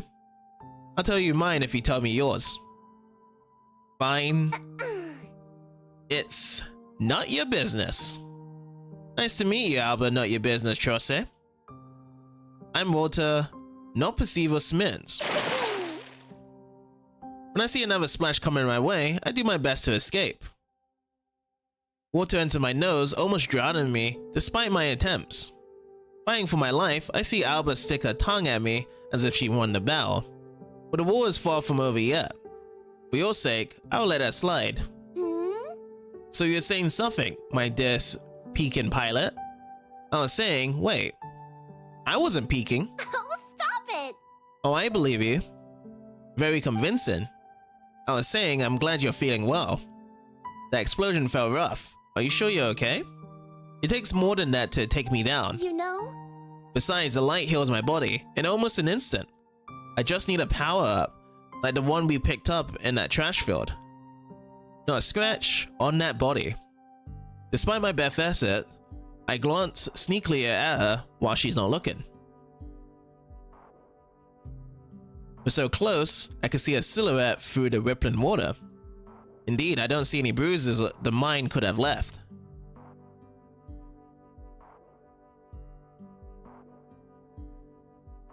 Her body seems spotless, almost too flawless to be true. The parts left no marks on it. There are no scars from her childhood, or even common birthmarks. I had no idea the light can work like that. Honestly, does anyone besides the scientists working with it know everything it's capable of? How does it feel? I mean, sorry to be so blunt. It's amazing that you can use a light, but it's a total mystery to me. Is it? A magic power you somehow can't channel? Are you suggesting I charge up like an old Barry, Walter? Unsure whether she's joking or not, I begin to sweat nervously. I mean, when you look at it like that, we're all walking berries. Powered by food, air, and water. Nice save. It's a feeling that might be too hard to describe. Up there in the sky, the form I take seems as natural to me as this one. The light is like adrenaline, released when I need it. When you're stressed or in danger, and it courses through your veins, you don't think about it, you don't produce it consciously. It just appears and the impossible becomes possible. And you gain superpowers. What we can do with the light depends not only on our skills, but also ourselves. One of my companions, a Lassplane I met in the previous base, could create beautiful art with it. Awesome! She would illuminate the whole quarters, cover the walls with light blue flowers. Whenever she went, she liked to surround herself with a private, small forest. She compared the light to creativity, not to adrenaline. To use it, you need not only skills and discipline, but also inspiration, which can be elusive, hard to grasp. But thanks to creativity, an artist can go beyond the limits of possibility and create something from nothing. That's very poetic. I thought our Lassplanes were highly intricate weapons. I mean, we are, that's the point. We can argue that war is not just destruction. It's also art, a painful birth of artists. Poetry with words dyed by the scarlet of innocent blood. But as much as a bath is the perfect place for philosophical concepts, I'm too hungry for poetical thinking. You know? War's a rebellion in my stomach, Walter. And I must say, my stomach craves food, and I'm prepared to shed blood to get it. At least yours. Hey, what did I do now? You're nearby. And I get fussy when I'm hungry. Yeah, I can definitely see that. You're right, a bath is a perfect place for random pondering. The light is such a powerful advantage. You would think it's too beautiful to be true, right? What do you mean? Think about it, an infinite power source, magical abilities with no price to pay at all. Perpetuum mobile has been impossible to achieve for a reason. What? Pepper what now? Are you getting pessimistic again, Walter? Where's your poster boy energy when we need it? Does it also come with a price? Are you running out of it? Very funny, Miss Truss. I know you're just babbling about to hide that rumbling in your hot stomach. I bet the quartermaster can hear it from a mile away. What? It's almost dinner time, huh? We should probably get going if we want the best seats in there. I never finish. The bell from the canteen tolls in the distance, announcing dinner. Alba leaps out of the wall like a fish lured by bait. Swimming to the pool steps like a shark, she sends a wave of water towards me that covers me whole. Unfettered, she runs outside, not even bothering to cover her body some more. Not that it would change anything, she's so fast I can't see anything, and I wipe my eyes from bathwater. A rubber duck I fixed my eyes on during our conversation falls first in the chaos created by Truss. Impossible! Oh dear, oh dear. What if they eat all the food? What's today? What's today, Walter? What is today's special? I forgot to ask. Oh, to hell with it, I'll just run. Save us a seat. I'll be there in a minute. She must be starving because she jumped out of the wall like a bullet. I watch her panic movements in stunned silence. When she disappears in the locker room, I can hear her mumbling under her breath, throwing towels, quickly getting dressed. I should get going too, if I want to be there before the crowd. But compared to her, I move like a snail. When I reach the edge of the pool, she's already shouting goodbye, running outside to the plaza, still half wet, after an hour in the water. I fix myself up as I realize I'm also hungry. I put on normal civilian clothes, dinner time is usually lax, and I can use it. I hang wet towels on a wooden washtub, and I join in the line of people heading to the canteen. The canteen is strategically situated near sleeping quarters on the edge of Sky Fortress. Its windows overlook the ocean and the sky with clouds, big and small, flowing lazily here and there. At dinner time, the sun slowly sinks down below the horizon and its golden light shines through the windows. A long counter stretches on the right wall of the room, separating the common hall from the kitchen. The quartermaster has already put platters with food there. Not that I could see them through this crowd. My walk takes longer than expected, and the base is full of starving soldiers. When I arrive, soon after, Alba rushed out of the bathhouse. It's already crowded. It's funny how much pressure the kingdom puts on us and how few dinner line privileges we get in exchange. It seems like a trivial whim, but I wouldn't mind priority service. Frosty runs up to me as soon as I cross the threshold. There's madness in her eyes. I take a step back. Wow. Oh, Rota, the food here. It looks glorious. All these dumplings. The chicken. I didn't know Sky Fortress was so well supplied. I tried to lead her to an open sea I spotted, but Alba's standing still. Her dreamy gaze wanders all over the counter onto which the cooks are pouring more dishes. I'm certain I see drool gathering in the corners of her mouth. With despair, I notice some people take the seat I had my eyes on, while Alba turns into a stone statue. As soon as she knows the food, everything else becoming unimportant. Yes, it's all up for grabs. Don't worry, the quartermaster prepared enough for everyone. Nobody will steal it. The food can wait a bit. Let's just find a spot to sit and get back here when... I turn to her and I nearly lose my balance. Alba shoves a plate she found herself into my hands, already filled with 2 juicy steaks. I must admit, just the sight of them makes me drool. To my horror, Alba runs off before I can speak and takes another plate. I watch the Lassplanes snatch platters of food, elbowing her way through soldiers twice as tall as her. Her determination is admirable. Despite her petite body, Alba successfully pushes through the hungry battalion. The food may be already prepared, but she's hunted as if it was a running prey. As soon as she grabs another serving, Alba dashes towards me like a torpedo. Did you?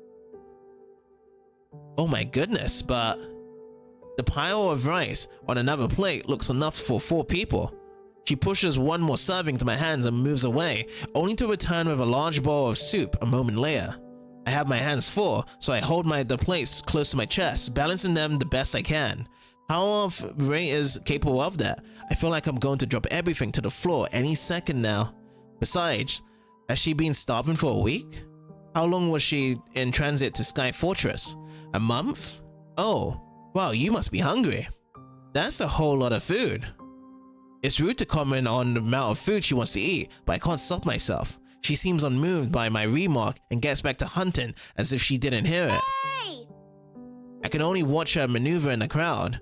People pass me on their way, judging me with their eyes. I can't blame them. Maybe she just took enough for the 2 of us. You know that we can always take a seat and go back for more, right? Right? I shout at the crowd, seeing only her purple hair sticking out. A moment later, her hand shoots up and gives me a thumbs up sign. I don't move, helpless and clueless. So wait for Alba or go look for a seat?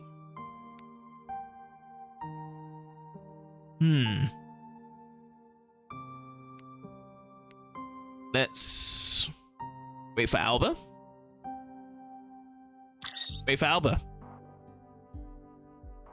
I'm holding so many things I can't move. Wow! I watch Alba fight for food as if her life depended on it. Wow! She's balancing on her tiptoes now, reaching for a beer mug on a high shelf. I wonder if it didn't mistake her for determination for being simply bullheaded. I would help her, but it's physically impossible. I see her jump, nearly knocking down all of the glass, but she triumphantly snatches 2 mugs and heads to large oak barrels to fill them. When she returns, I try to hide my shock at the sight of another plate in her hand, this time with sweet buns.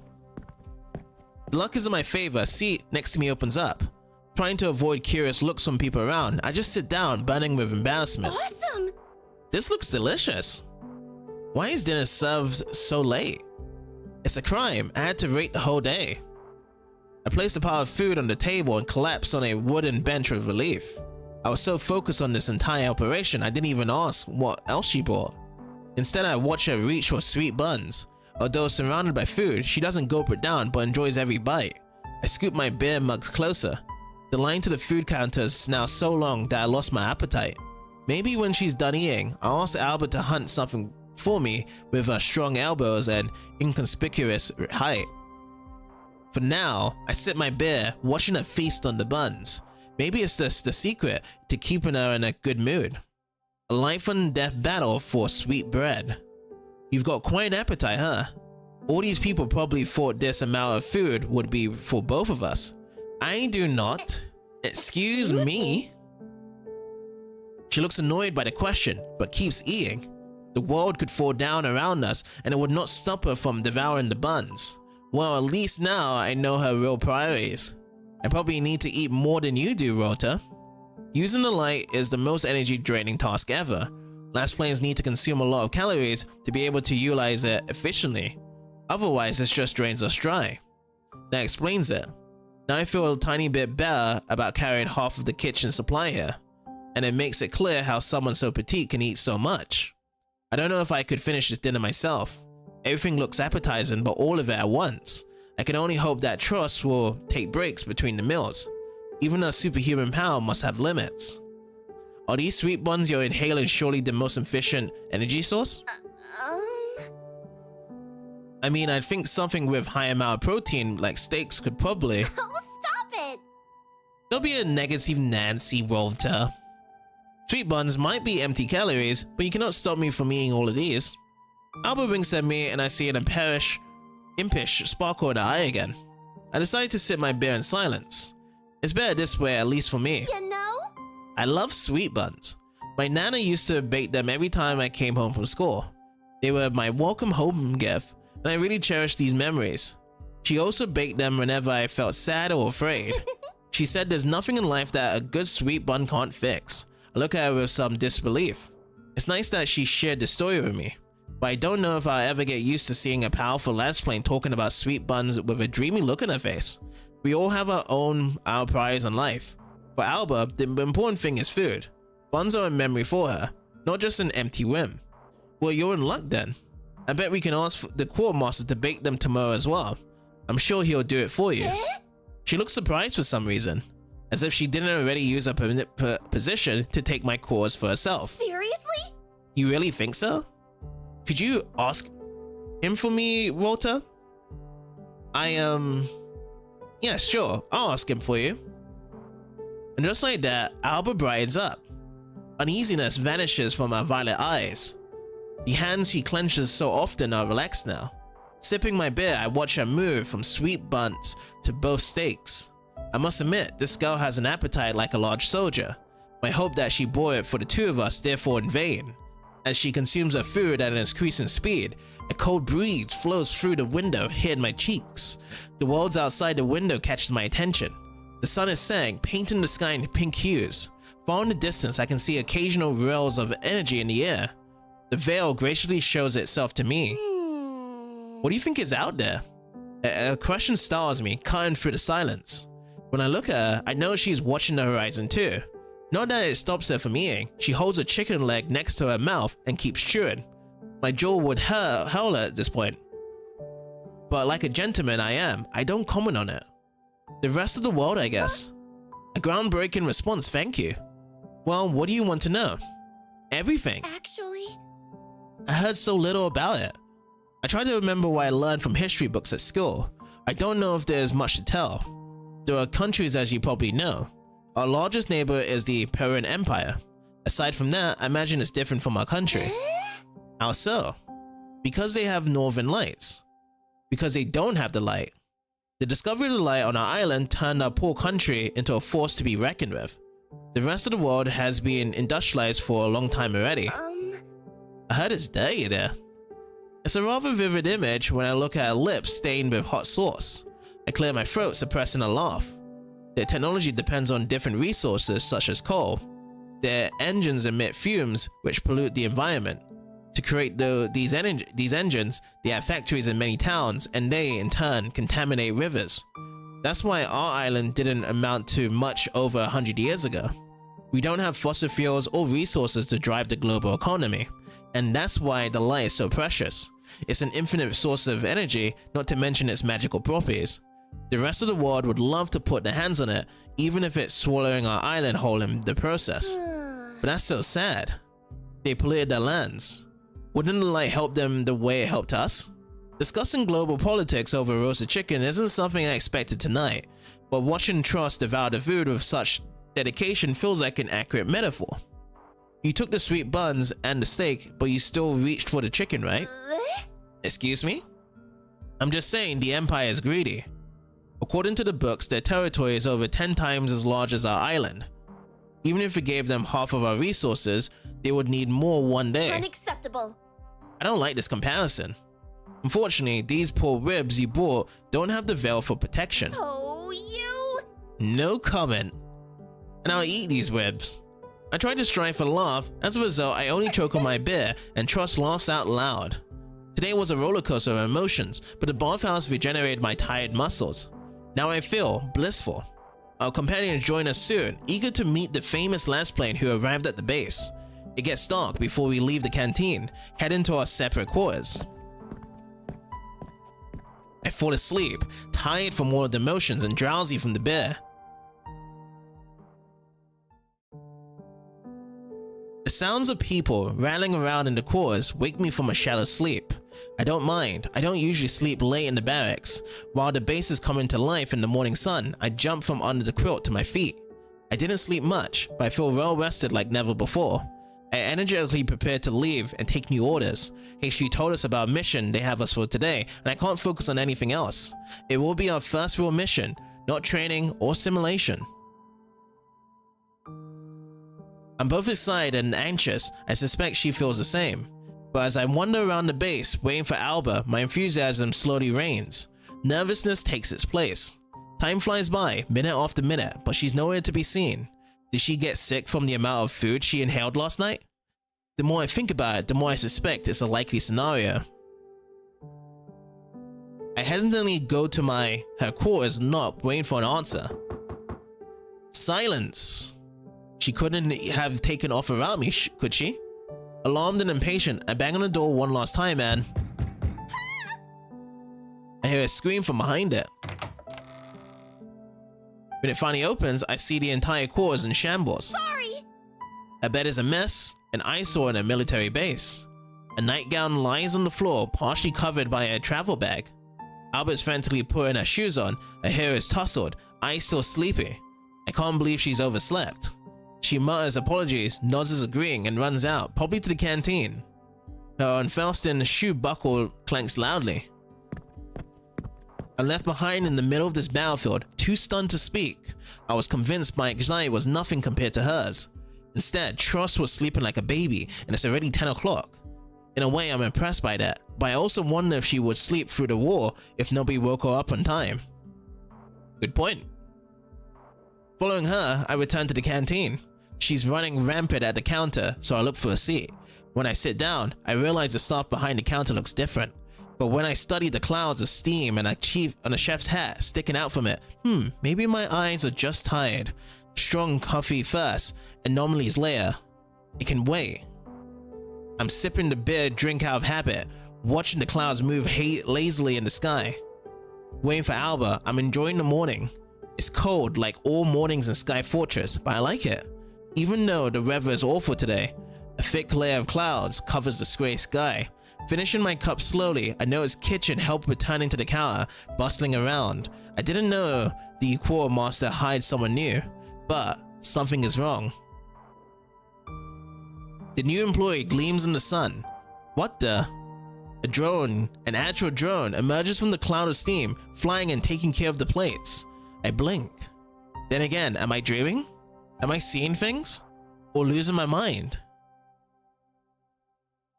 Before I take a closer look, Alba enters my line of sight.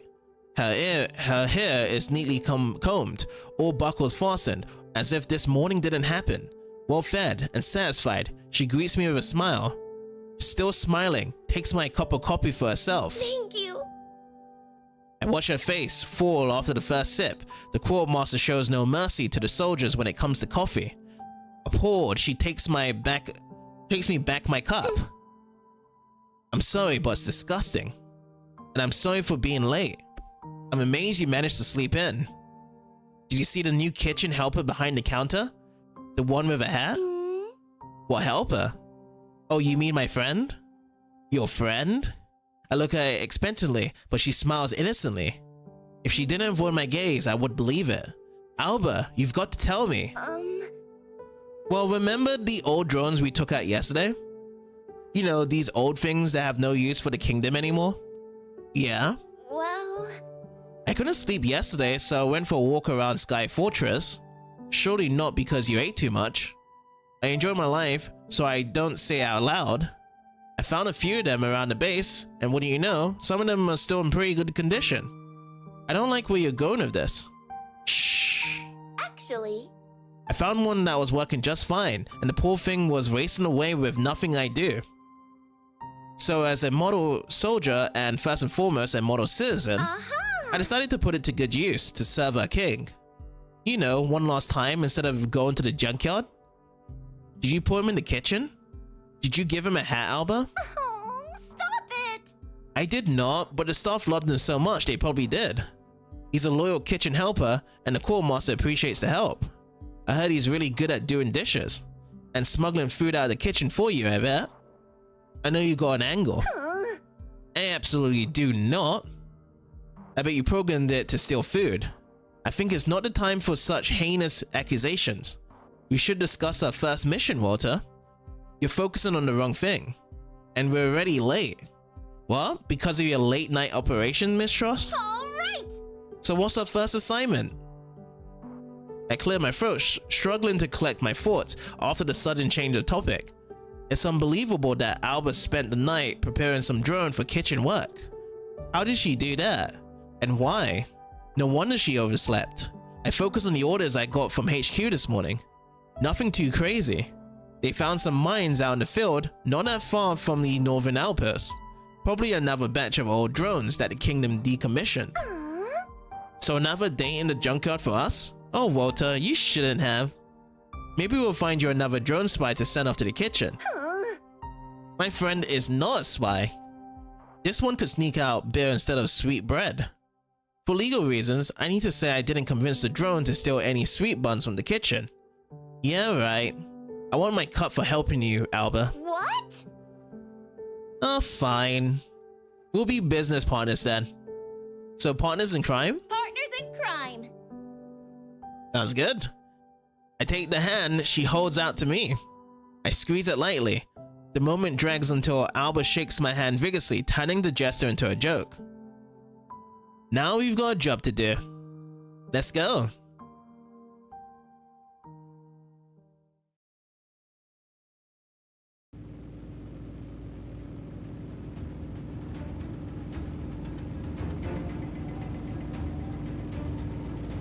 Alright, let's slow this down.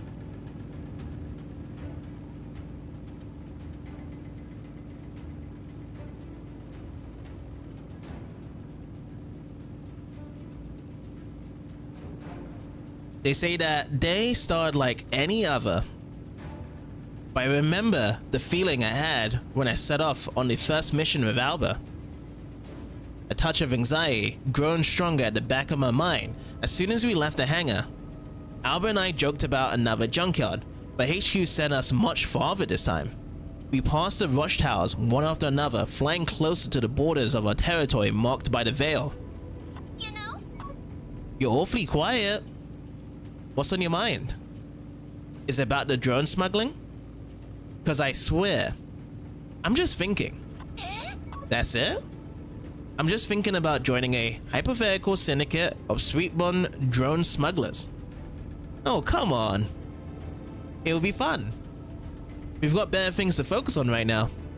Like the veil. We're so close to it, you might be able to see it soon. Even though you're blind as a bat. Once again, that was a joke. The veil or not, we're getting closer to the drones HQ told us about. What enough are they doing so far back? Old tech gets buggy sometimes. Good thing we picked up their signal. It's such a terrible death. Alone, lost at the sea. You know the drones, right? So what? I don't think they really care. It's just a piece of machinery. Unacceptable. Oh, so I'm not allowed to feel bad for them? Uh-huh. They're just junk glued together with some wiring. So you're just junk glued together with some veins. Well, that was unnecessary. You're very rude, Walter. Has anyone ever told you that before? Huh. We're almost there. So you can stop nagging me and go save some drones. All right. Let's bring these puppies home. Puppies? That's right. I can't see anything. According to the radar, we should be right next to them. Impossible. Walter, Is this? HQ to Lassplane. HQ to Lassplane. Do you copy? Holy crap. Lassplane to the HQ. We've encountered hostile forces near the signal. We need backup. Walter, what is going on? Why are they here? Is this really happening? Hang on. Oh, I thought we were gonna turn back from what just happened there. Alright, they're pretty fast, aren't they? So they must have a massive force going on. And perhaps they have some sort of technology to actually just be into the mist. Oh, grab that. Ooh, what is this? Power. Power? Can I grab this as well? I'm just grabbing so much. Laser charge. Ooh, laser charge as well. Shield up. Shield up. I think we can just run into them with this, isn't it? It's pretty cool. There's just like all these power-ups just mixing up. I can't believe it. I look at the horizon, expecting to see the veil, holes in it, or maybe nothing at all. But this damn river makes it impossible to see anything that far back. The enemies. The machines are so distinctive, I think they look exactly like in the books. The Empire. The Empire forces are on our territory. Walter? It's the Empire, Alba.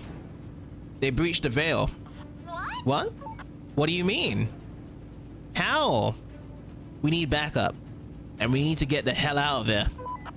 HQ to Lassplane. Backup is on its way. EDA, 30 minutes. What? 30 minutes? HQ, we don't have 30 minutes. Fall back. The enemy has breached the veil. I can see that, damn it. I can't believe it's happening. There's no way in hell they're getting here in time.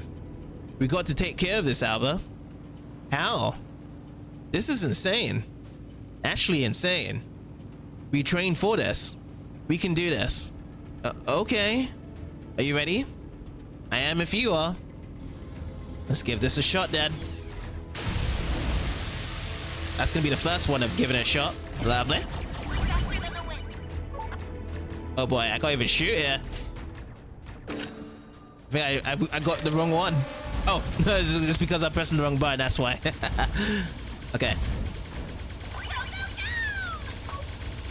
But yeah, this is the Empire. Look at their planes. In a heap of numbers. See if we can actually stop them. We should have the best Lassplane in the business. Also notice that every time we take damage, our power-ups do go away as well. Some of our bullets can shoot them. So we should probably focus on the beams as well.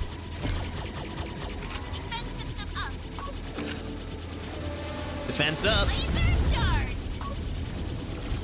Oh, wow. The chasers are out. That's cool. How? But yeah, if we do get overwhelmed, LT is our best friend. Faster than the wind. That's when we should do it. Because there's going to be definitely stuff that's going to overwhelm us for sure. Faster than the wind. We haven't seen much combos yet, but you know what? I'm going to use this right now. I think that's going to pretty much overwhelm us right away. How are you? So yeah, it's definitely going to be dodging bullets, but at the same time, making sure that we have our power ready. We're going to just build up, try to take as many enemies as possible. Our gun level's at its maximum, seen at the bottom. Multiplyer's at 10 times. I wonder if there's going to be anything higher for the multiplier. Laser charge. Okay, laser's back on. You just have to wait for that perfect moment again. Shield up. Oh boy, explosions. But rapids out. Heaps of massive rapid each. Let's focus on the explosions. These guys can help us out with the link chains. You know what? I think it's time for this. There's too many of them. There's so many of them. What do they want? What's happening, Walter? They lured us here. It's a preemptive strike. What? Preemptive? For what? For a war. What do we do? Do we run? I think. I bet we can outfly every vessel here.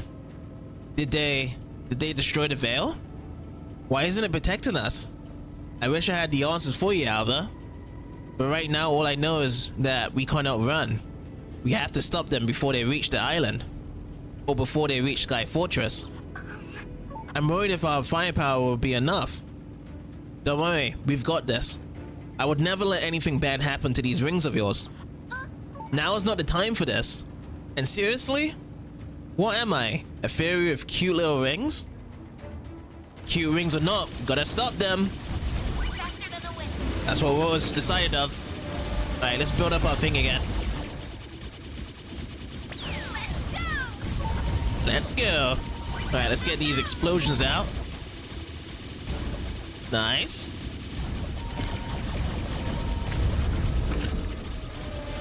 I wonder if the power-ups just stay on the screen infinitely forever when you do see them bounce, or if they do get past us to the left, do they just instantly go away? So I don't know. Go, go, go. Let's grab this. Yeah, I'm gonna use it. But yeah, we do have our LT ready to go whenever we want to use it. Shield up. I think it's time right now.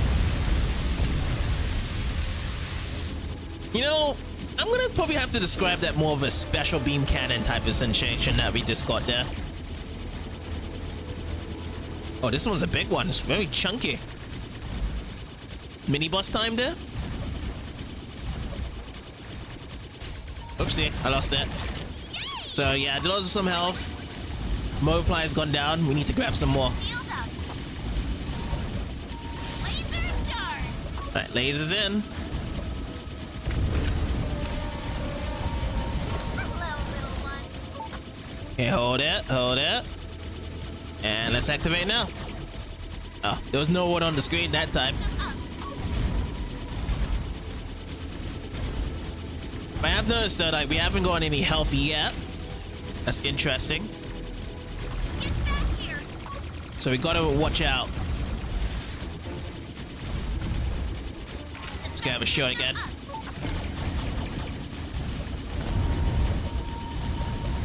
Hold it. Nice. Oh.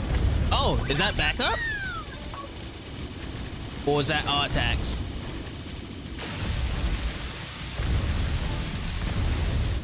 Ooh, we need a bit of help there. Okay, let's build up again. The more I fight, the heaviness, the numbness I feel. Enemy units shrouded in smoke fall into the dark depths of cold water. I watch them from the corner of my eye, not paying much attention. I can't. Not when I notice what's coming at us through thick gray clouds. There's a ship ahead. It looks like it's spreading flying mines. I've never seen a ship like this. It's mind-boggling seeing Empire forces this close to our home. And their technology seems so different from ours. You can admire their technology and design when we're safe and sound, my pilot. You're right. We've got a job to do. Let's take it down. Ooh, Minesweepers, boss time now. Let's see what it's got. Oh boy.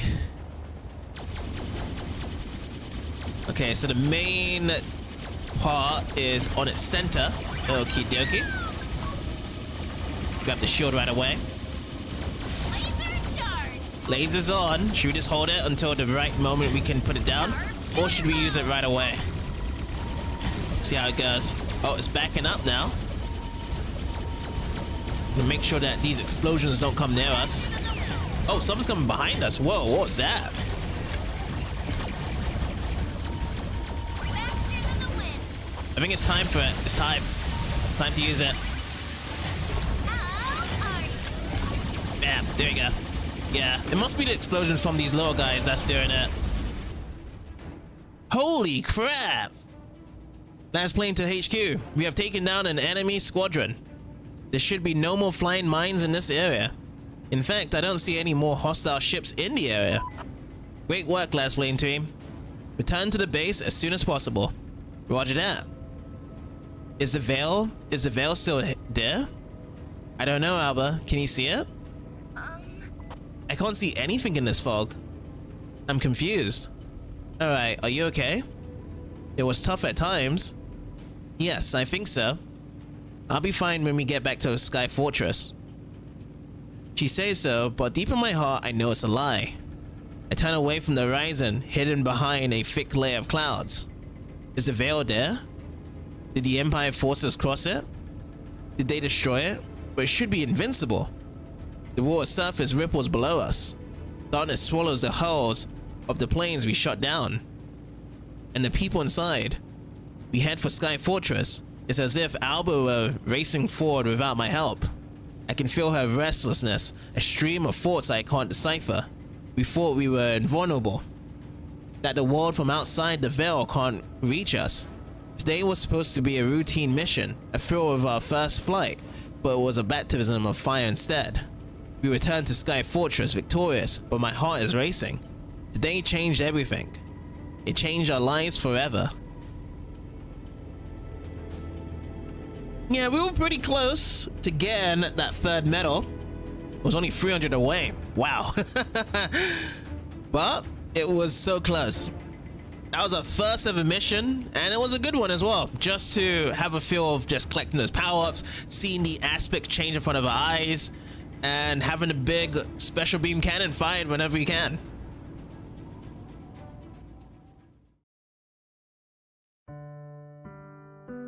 Alright, chapter 2. On the Wall. Do you remember the day we met, Walter? The earth trembled under the weight of our sins. You said you wanted the truth, but stepping into a garden of roses left your hands covered with blood. May the world forgive us for what we've done.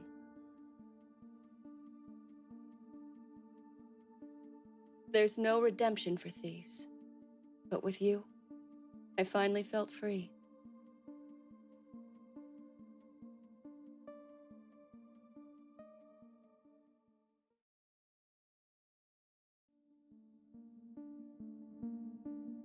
Nothing disturbed the silence that marked our return to Sky Fortress. Neither of us spoke. The familiar waters of our territory no longer felt safe. The horizon was covered by a thick fog, impenetrable. The flight was dragging on. I kept looking around, expecting another enemy wave. Sometimes I glanced down, thinking I noticed the ships we shot down. My mind was feeding me illusions. Guilty conscience kept it running as much as fear. Thoughts were swirling chaotically in my head. I couldn't figure out what actually happened, and I felt Alba had the same problem. When we reached the hangar, it was completely crowded. I had never seen that many people gathered together in the Sky Fortress before. Some were leaning over the red line between safety and the runway. Everyone covered their eyes from Alba's radiant transformation. Then they crashed on us like a wave. Suddenly I was surrounded by a sea of black uniforms. My colleagues' faces reflected the same conflicting emotions that filled my heart.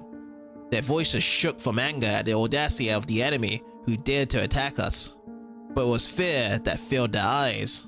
They asked what had happened. What did the opponents look like? Who were they? What did they want? Did we see the veil? Did it stop working? Or did the Empire find a way to cross it? I drowned in the sea of questions neither of us could answer, missing the moment Alba left the hangar. Her purple hair disappeared in the black sea of uniforms.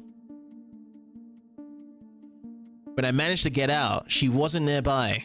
I spent the rest of the day in smoke dark rooms. HQ had questions, thousands of questions. I repeated the course of our mission at least 100 times, or so I felt. But I couldn't answer them no matter how much I wanted to. In the evening, there was an emergency briefing that presented all the facts, all as in the ones HQ already knew. The reports of the troops dispatched to the battlefield concluded that the crafts we sank belonged to the Empire. The veil was still standing, but there was a breach somewhere on its vast surface. Weakened as weakness, our enemies exploited to reach our territory. HQ assigned units to search for the weak spot and scout the border. I kept quiet most of the briefing, but my colleagues' faces turned to me numerous times. Alba's purple hair flashed in the crowd. She was on the other side, listening silently. There weren't many conclusions. HQ didn't use the word war. They said it's too early. No traces of other Empire units were found in our territory. It remains unknown what their aim was and why they attacked now. Nobody knew how it even happened in the first place. We were instructed to mention none of these to our family on land. There were no basis to believe the enemy would throw at us enough units to attack the island. The people believed in the Veil. HQ wanted to avoid panic before they gathered full information. In the morning, each of us was getting a new assignment. Some soldiers were deployed to patrol the border. Some were sent to guard posts around the island or on land. We were dispersed in silence. Sky Fortress has never been so quiet. I looked at the clock, rubbing my tired eyes. It's nearly 3 AM. Nightmarish snores echoes in the officers' quarters. I don't know how anyone could sleep at a time like this. I can't. Before the conference, I took a quick nap, but only because I was exhausted after the mission. As soon as my head touched the pillow, even the crazy whirlpool of emotions I felt couldn't keep me awake. But now I'm just another ghost in Sky Fortress, wandering the quarters and waiting for orders. I'm trying to wrap my head around everything. It's not easy. There's a hole in the veil, a weakness, a breach, something the Empire used to invade our waters. Did they come for the light? How did they weaken the veil? What does it mean for the kingdom? For me? For Alba? What does she think? We only had a few words with each other between one clearance and the other. She was as pale as a ghost, terror glowing in her eyes. She didn't say much. We had been training for this for our whole lives, for this moment, and yet I can't believe it's here. I don't feel ready. I look through the window, searching for the veil's gleam on the horizon, to no avail. When my thoughts come back to the foggy morning, I can still just see the black holes of planes disappearing under the water. The knocking diverts my attention from the aimless wandering around the quarters. I look up just as the door knob turns. It's a mail drone, and my heart fills with dread. I know it brings our assignments, but I wonder if Alba is getting a message too. Or maybe she managed to fall asleep despite all that. I hope she's sleeping. There's no point in my wondering. At least she could get some rest. The drone flies swiftly towards my desk. I follow it reluctantly. Some people raised their heads to look, jolted awake from a tiring slumber.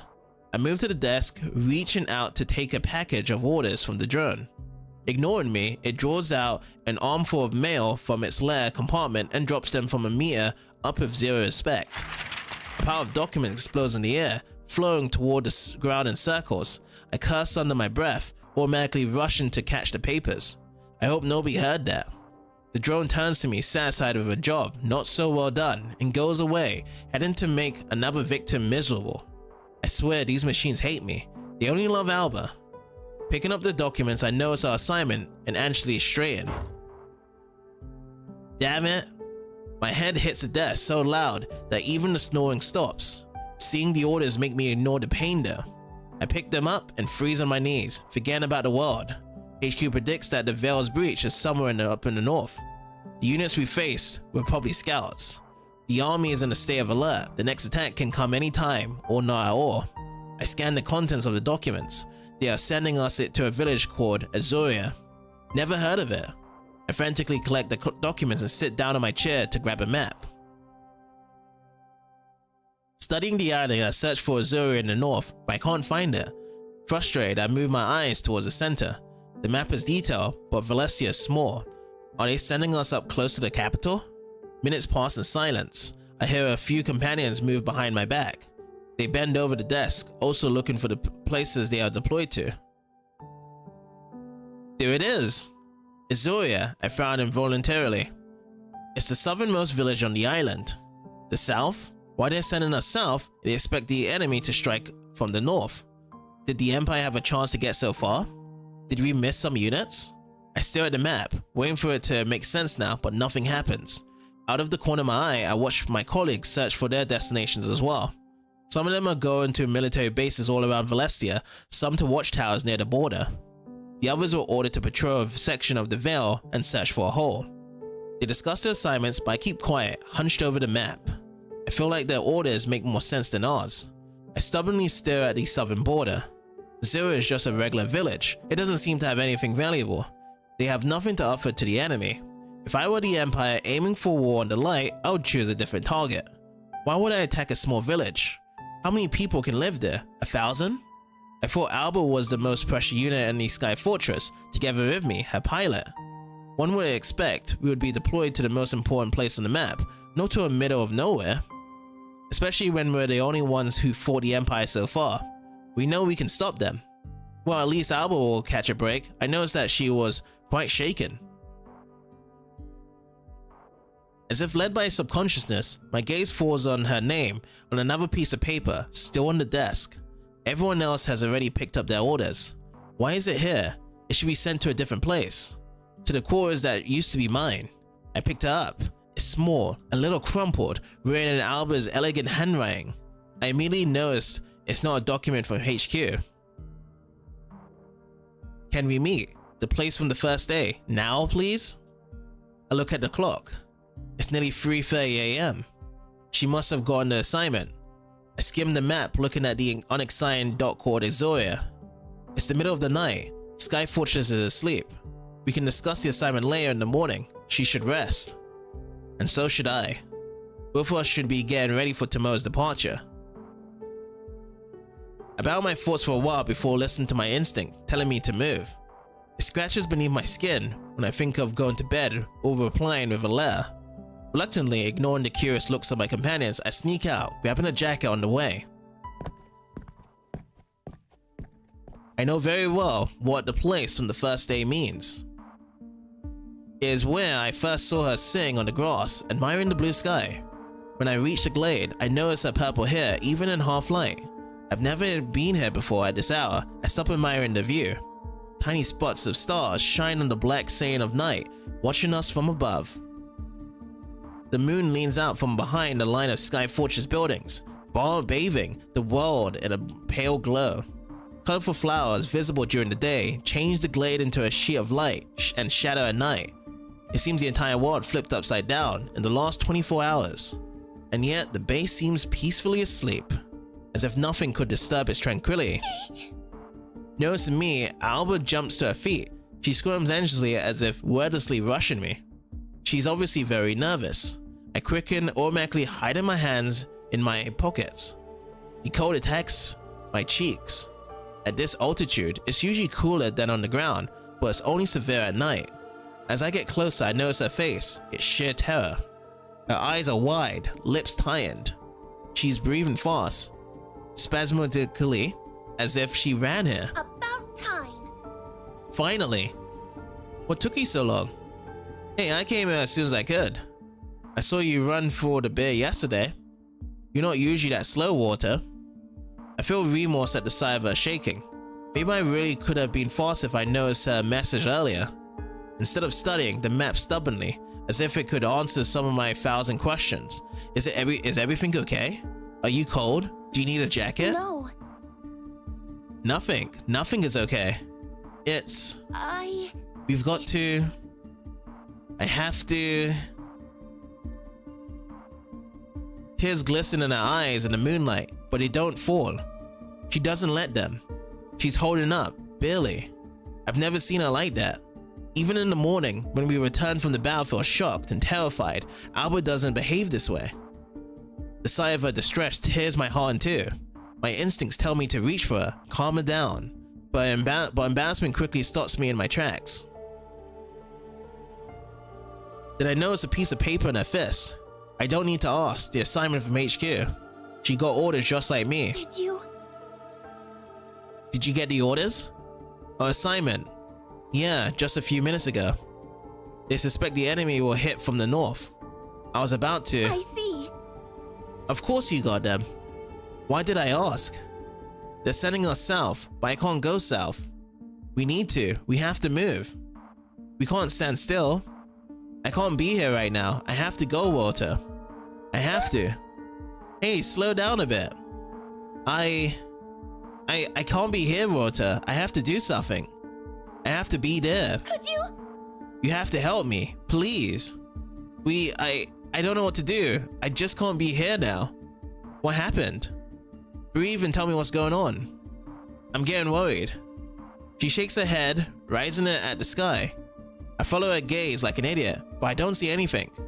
Only after a while do I realize she's trying to hold back tears. I don't understand. How can he send us south? My village. Lunefell is so close to the northern border, Rota. I can swear my heart stops beating for a moment. She never shared her village's name with me. Lunefell. Lunefell's in the north, damn it. Just where HQ assumes the breach is in the Vale with us. Where the enemy can attack again. I don't know what to say. I refuse. The Empire breached the Vale and my village is so close to it. And they expect me to go south? To the other side of the island? No way. They expect me to ignore it all? It's cruel. My family, my hometown. I'm quiet, frozen by the whirlpool of emotions in my head. My chest feels tight, my body feels intense. I'm desperately trying to figure out a way to calm it down. Lunefell, it's a small village, isn't it? It surely won't lower the Empire if they attack again. And HQ only speculates that the breach is in the north. They still haven't found it. It means it can be somewhere else. Her pleading eyes tear through the thick wall of rationality I just surrounded myself with. Could you? Walter, you have to do something. Anything. We've got our orders, Alba. HQ isn't sure if the enemy will come at all, let alone if they come from the north. We know too little. We can't be certain if Lunefell is in danger. The enemies could have just been scouts. They could have come from anywhere. No! What do you mean, no? I know the past 24 hours have been scary, but you can't let it go to your head. Your village is small, it's... I bite my tongue before I say not significant. Cusp pragmatism. It was the truth. But... Azuria is small as well. Why are they sending us there? I'm silent. I don't have an answer to that. She's right. Azuria is small. If we were supposed to defend small, insignificant villages, it might as well be Lunefell. I'm sure there's a reason. We can't ignore our orders. Everyone is so tense. It'll be alright. Your village is going to be alright. I don't know. How? How can you be so sure? I shut my mouth. A question throws me off balance, but it's accurate. I don't know what will happen to Mer. Lunefell is not worth attacking, but who knows what the Empire will decide if they declare war and strike the island. Would they aim straight at our factories and ports and just burn everything in their way? I can't be sure. I wish I could, but I can't. I understand her. I understand her fear. HQ may not use the word, but it's war.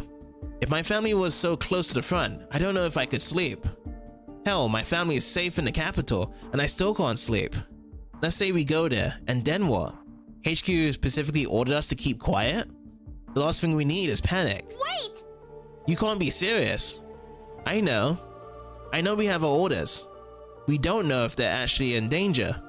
We'll see what tomorrow brings. For now, HQ wants us to go to Azuria. No way!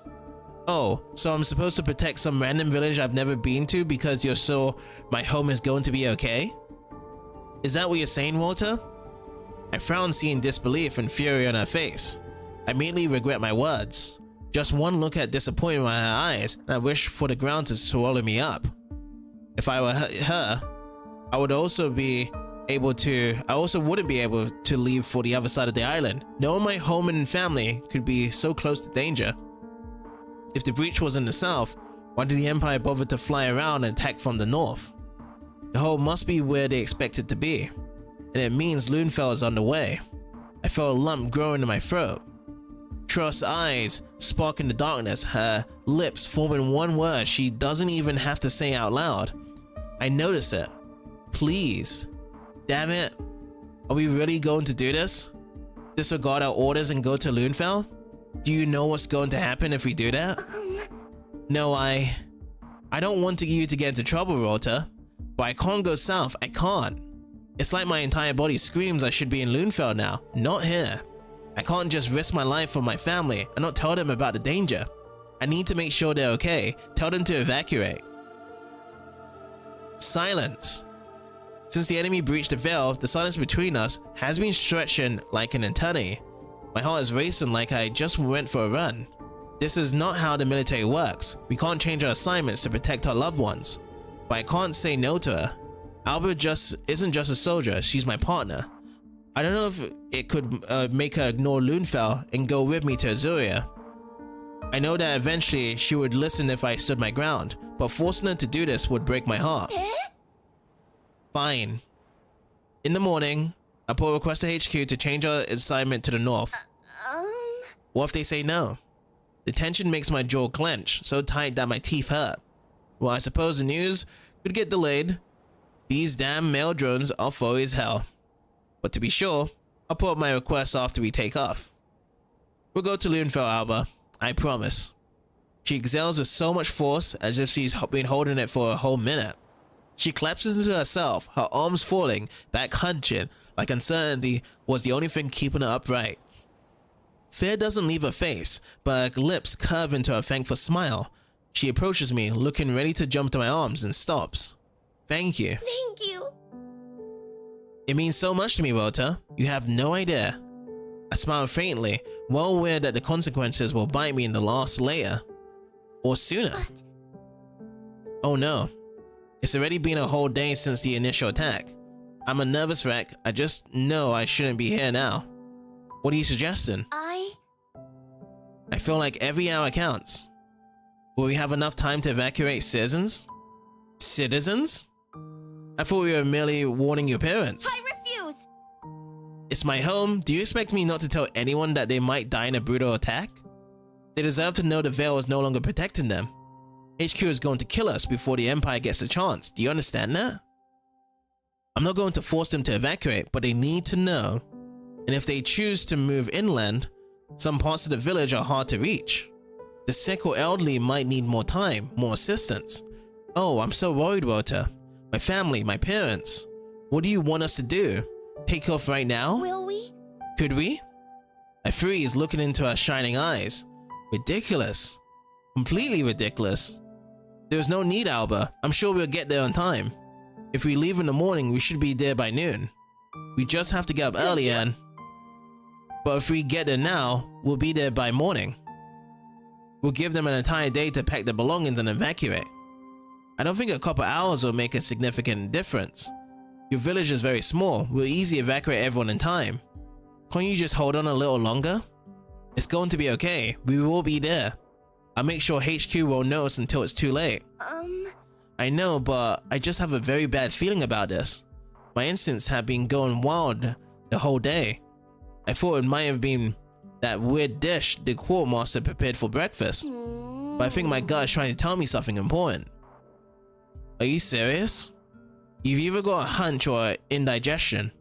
How can you not know the difference? Oh, you. Oh, I'm very sorry I haven't upgraded my inner voice to wartime edition. I just feel darkness, something ominous. It's hard to explain. Anything is better than indigestion, Alba. What darkness? Like something bad is about to happen. I just feel it. But I don't want to ask you for something like that. If you say we'll have plenty of time, I'll believe you. It's your call. I trust you. I consider our options for a while watching her. If we take off now, we'll be there by morning. We'll have a whole day to prepare for the village and move the people inland.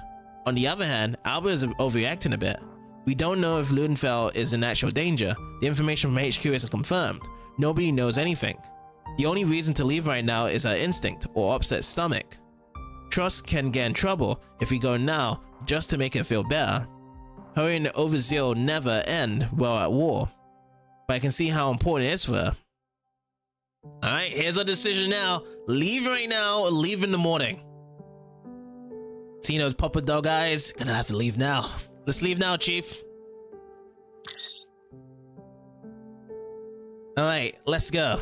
Impossible. Really? Did I stutter? Just a pardon for Lunefell can make us face military court. I have a hunch it won't make much of a difference to them whether we leave now or in the morning. But it will to Alba. My heart is pounding in my chest when she smiles, wildly but hesitantly. She nods and we head for the exit from the park.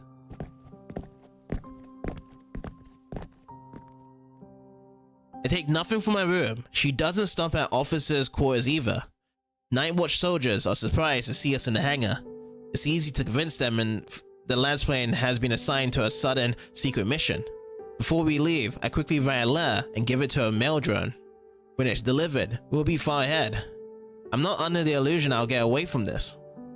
Taking a Lassplane to an unassigned region could be declared high treason. I can't imagine the hell to be unleashed in the morning. I just want to make sure Alba won't get pulled into it. I empathize I made the decision myself, ignore and trust protests. Of course, that's a lie. But she doesn't need to know. I want to keep the illusion for her. The illusion that we can allow ourselves to go. For the people she loves. I wonder if we can just do both of the missions, you know? Go to her hometown and then come back to the south.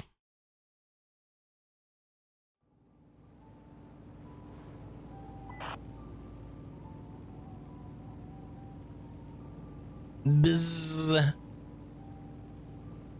The radio crackled just a few minutes after he left the hangar. I discreetly turned it off before the other person could speak. No unit as fast as a Lassplane, they won't be able to catch up. And yet my heart leaped. I spent the whole journey wondering if they read my letter, or if it cursed, or the curse drone lost it. Did they consider us deserters? Do they think I kidnapped Alba? Please, I hope they read it. There's no turning back now. The change in Alba's behavior is striking. As we approach Lunefell, her mood drastically changes. Now when she's had her way, and we're going to a village, it's like the war is no longer a threat. She's the same cheerful girl I met on day one. Oh, how I miss this place, Walter. I can already smell the sweet buns my Nanis makes. You got to try them while we're here. Leaving right away better not be just a ploy to get some sweet buns, Alba. I would never do that. Although, hey, I promise. Cross my heart and all that. Well, I sure hope not to die today. Well, let's say I believe you.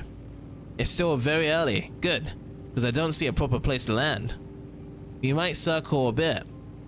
I know, just a spot. Right there, by the northwestern cliff. There's a bit of a flat ground we can land on. You know, Oh, and... Oh, Walter? I'm terrified to ask. What mistrust?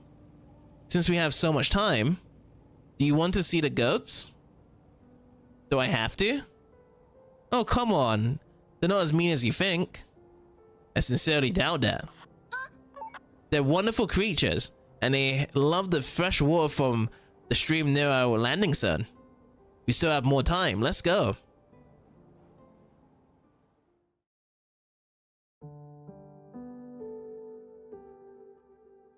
The touchdown is hard, but we've gone through worse. Our landing place is on the village's outskirts, offering a beautiful view. The streets are slowly filling with the locals. The air is fresh and crisp, carrying the scent of a sea breeze. Sunlight reflects on the water's surface, dazzling me. The silence is so calm, blissful. It's only disturbed by the hum of waves hitting the cliffs. The village looks humble from afar, but I'm not surprised Alba talks it with some enthusiasm. What are you looking at? let's go. Hey, we have time. Let me enjoy the view. It's really beautiful up here, Alba. Told ya. There's no place like Lunefell. These cliffs do look rather steep though. I promise I'll catch you if you fall, my dear pilot. But first I want to say hi to my old friends. I like to say the road she picks is difficult, but it's not even a road. Trust energetically climbs up the grassy slope on a hardly visible beaten trail. We're so high up above the roaring waves, but she moves fast like she doesn't care for the high at all. But I'm not used to it. I climb carefully knowing one wrong move can send me falling. Just in case, I don't look back.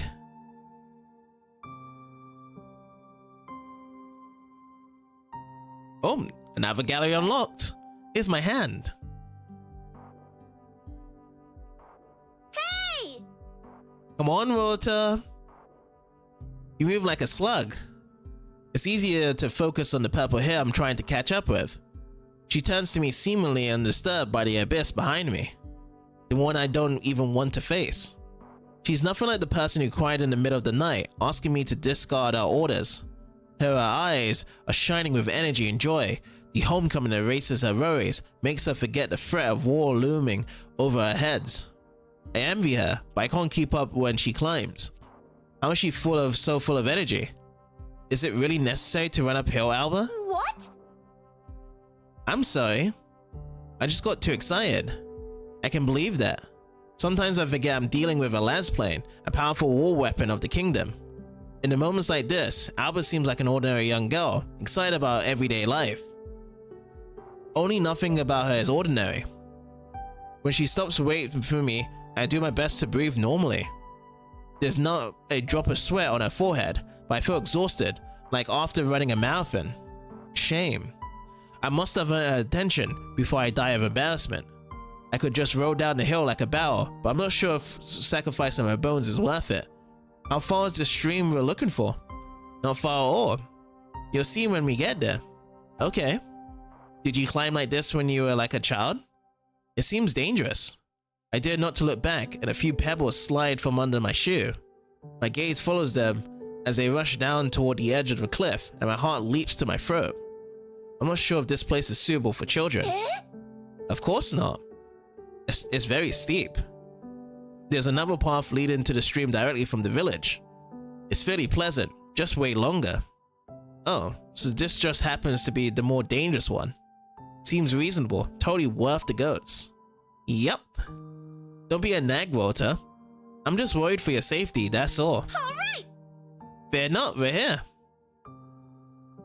I feel like she could have just used that plane and just carried him there, right? I grab the edge of the cliff and pull myself up the climb. The view is spectacular. It nearly makes up for the difficult hike. Here the rustle of the stream is louder than the sound of waves coming from below. Look around, admiring the surroundings, while Alba walks towards the stream. What now? They're gone. I studied the stone walls, but there aren't any goats. Walking on luscious green grass, I join trusts. The cliff we're standing on is beautiful but empty.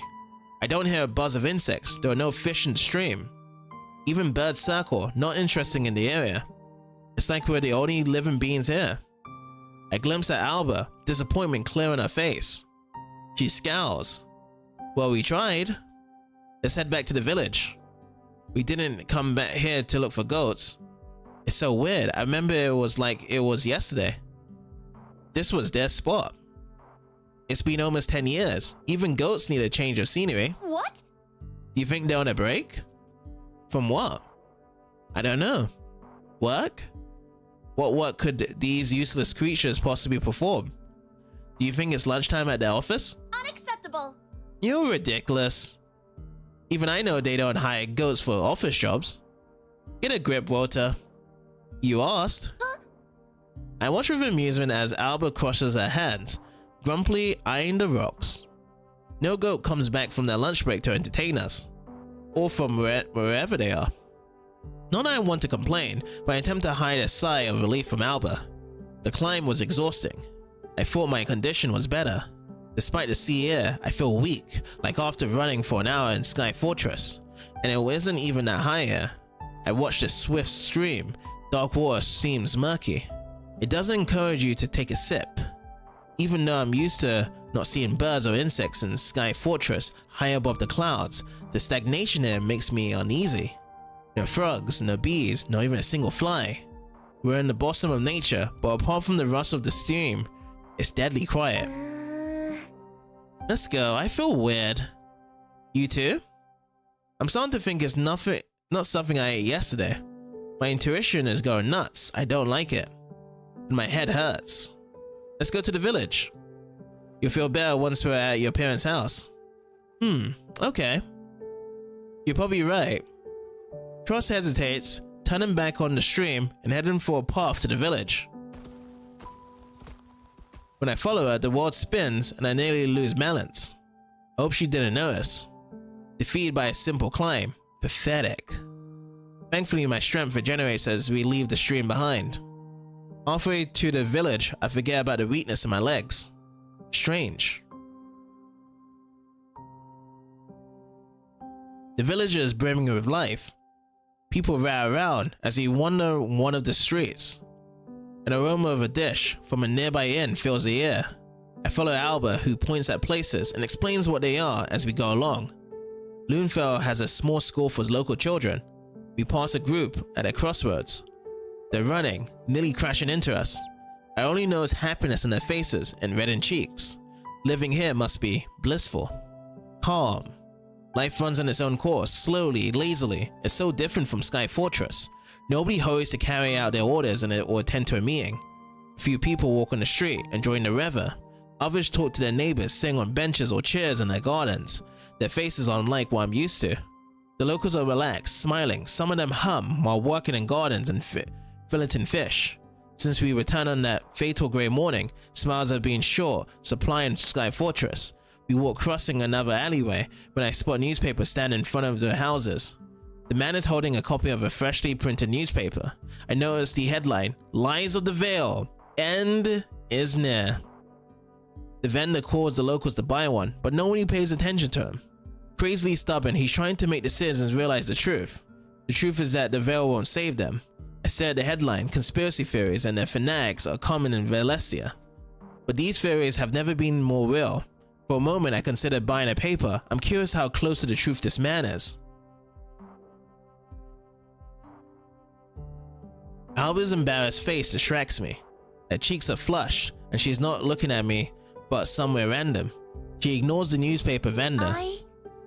I know it's no capital of Sky Fortress, but Loonfell has its charm. Huh? What do you mean?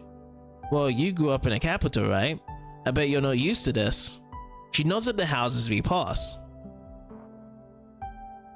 There are children playing in the garden, shouting commands to each other. They're holding sticks, and their clothes are dirty and torn from playing outside. The houses are modest, tiny and cramped, judging from how big the families are. It's not the wealth of Sky Fortress, but everyone seems well fed and content with life, and this is actually different from what I'm used to. But not the way Alba thinks it is. I like it here. Don't tell me you're ashamed of your hometown, Alba. What? No, but you've been quiet for so long, I was thinking. I'm looking around because I've never been here. I'd love to know more about your home, Miss Tross. You talked about it so much that I'm curious. And how do you like it? I know it's not the capital, but... Oh, stop with the capital thing. The capital has a beautiful shiny castle, but that's not where I grew up. The slums are filled with miserable people and rats. That's what I'm more used to. You know. Oh. Actually... Rats can be cute though. No. Don't do that again. What? They're highly intelligent animals. Not everything can be cute, Tross. Unacceptable. Objection. It all depends on your perspective. Don't be so grumpy, Water. I'm not grumpy. Yes, you are. And I bet even you can be cute if you want to. Oh yeah? Just like a rat? Don't flatter yourself. They're also very smart. The wind carries our laughter when we reach the bridge to another islet. We leave behind the screams of children playing and the blissful aroma coming from the bakery. We're approaching Alba's house on the outskirts. I observe everything with curiosity. It's quiet here. Elders are talking over tea or coffee. Their sunburnt faces show less enthusiasm than the young ones, but it's no surprise. They're watching us attentively. They know we stand out. Or maybe they recognize Alba. It's been another month, Julie. The month's returned empty-handed. There's no worthwhile work in the village anymore. What if all the youngsters leave? How will we earn money? You're worrying too much, honey. The kingdom has been taking care of us for years. He won't let Loonfell suffer. I know that, and I'm thankful for the king's mercy, but I don't like that the village doesn't bring any profit. The crops didn't grow. No. I discreetly glance at the old couple we've overheard. They're sitting at the porch of the house, rather large for Loonfell standards. Their hair is white, faces wrinkled. I wonder how long they've been living here. If there's no fish this year too, how will we return the king's favor? The capital doesn't need miserable fish, Adam. I'm sure they won't see any difference. Wow, I didn't know it was that bad. That bad? Has the king always sustained the village? Well, I don't know if he sustained it, but we always count on the king to support us when necessary. Thanks to his kindness, the villagers prosper regardless of the crops or fish's quality. We have everything we need. I'm baffled. Loonfell already looked worthless from a strategic point of view. Now it turns out that not only does it have no riches, but it also can't sustain itself. All these people live at the king's mercy. The longer I think about it, the more incomprehensible and absurd it seems. The king I know isn't famous for supporting people like that. But there's something Lunefell has and other villagers don't. That something, or rather someone, is staring at me with doe-like eyes. Isn't that amazing? Isn't that amazing that the king does take good care of his subjects, or he takes care of Lunefell because you're from here? Ooh, that's the reality, isn't it? To make sure she's happy about it.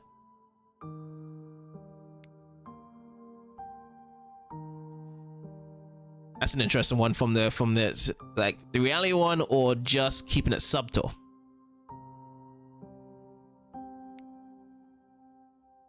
Let's go for this one. He takes good care of Lunefell because you're from here.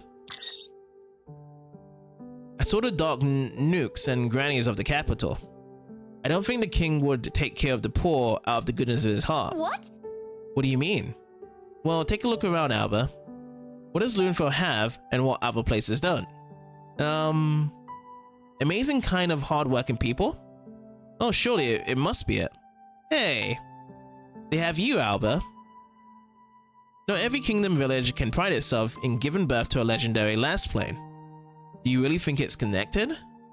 I don't see any other logical reason. The king may be kind-hearted, but surely not enough to support hundreds and thousands of people of goodwill. Looks like a reward to me. A reward for Lunefell. Because of me? Because of you. Huh. You spoil everything. Hey. Oh, you. You kill all magic, Walter. You and your pessimism. You meant pragmatism. I know what I wanted to say. We keep going through the village in silence. As we go farther from the village center, there are a few houses and people around. Instead of hustle and bustle, the murmur of the waves fill the air. Lifting my head, I gaze at the glyphs. I pity the people who must climb every time they want to run errands in the village center. Alba stops so abruptly that I don't notice it at first, too preoccupied with my observations. She raises her hand, pointing at something ahead. I follow with my eyes. Here. Look. It's my house. There, on the hill. Let's go. I can't wait to see their faces. Oh, I just can't wait. Take it easy, champion, or you'll give Nana a heart attack. Let's go. Alba's house is off the beaten track, giving the residents plenty of privacy. It's small but charming. A wooden fence that could use some repairs around it. I'm trying not to judge. If the village isn't among the privileged ones, rotten planks must be one of their last worries. I suppose the king doesn't fund renovations. Alba climbs the stairs and enters her plot while I'm struggling to keep up. She scans the surroundings. I can see she's a little surprised. The garden is somewhat unkempt. Bushes which must have once bloomed with flowers are now dry. The grass tickles my calves. It's been a while since someone mowed it. Well... Mom used to love spending her days in the garden. Maybe she's too busy to take care of it now. So many things have changed. With the Empire successfully breaching the Veil, the state of the garden is the least of our worries, Alba. But perhaps we could negotiate with HQ to come here one day. Just to help out. Assuming they won't kick us out of the army in the end. Or rather kick me out. Will we? You would do that for me? Thank you. Don't thank me yet. Come on, let's head inside. She nods and approaches the door. The house number painted on the wall is well worn and illegible. The wind plays a tune on dusty little bells hanging on the porch. I would assume the house was abandoned, if not for the silhouettes of people visible through the window. When we get closer, we can hear voices. Alba freezes, and I nearly crash into her. I'm nervous. They're your parents, Alba. There's no need to worry. I know, but it's been so many years. What should I do? Probably better to knock first, or what are you waiting for? Get inside. Let's go for this one. First one. It's probably better to knock first. Oh, okay. The voices stop, and we're welcomed with silence. Nothing happens.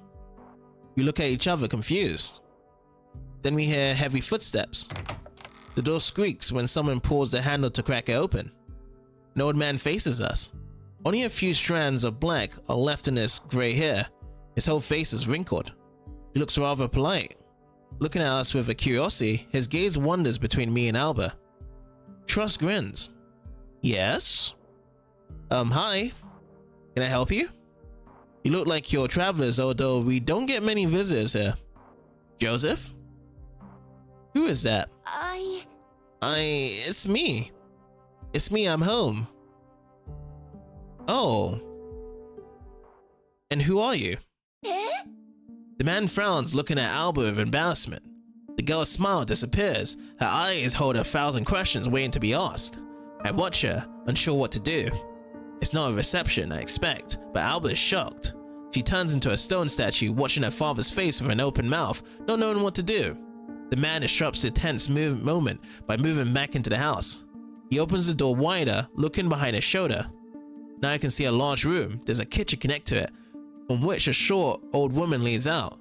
I see Alba mouth, "Mum," her eyes sparkling again. "Honey? We have visitors, travelers, I think. Do you know?" I open Alba, but she doesn't react. Her sparkles are blown out when she notices her mother's suspicious look. I clear out my throat, interrupting the man. It must be a terrible misunderstanding. I know it's been a few years, but come on. I need to help explain. I'm sorry, perhaps we're at the wrong house? We're looking for Mr. and Mrs. Tross? Well, you found them, boy. What's the matter? You look like you're a soldier. Are you from the Northern Outpost? I know. No, really. Perhaps we could come in? My friend and I would like to talk. He mulls over the answer. Despite his politeness, the man doesn't seem fond of letting strangers into his house. He looks back at his wife, who crosses her hands. Me and Alba look at her too, and she finally nods. The Tross are careful, that's good. At least that's what I'm telling myself when they finally let us in. I gently put her hand on Alba's back to push her forward. She closes her mouth and blinks before reacting. Is she broken or what? She's not helping. Thank you, Mrs. Tross. I bow down to Alba's mother when Joseph closes the door. Alba looks around and begins to shake. The silence is ringing in my ears. I look expectantly at Tross. Her whole body is trembling. She opens and closes her mouth like a fish on a store. I feel uneasy. Something is terribly wrong. Why? Don't you recognize me? I look at her parents, who move closer to each other. They study Alba for a long while. I'm getting more and more nervous. I don't like the look they share. Neither does Alba. Her eyes filled with tears.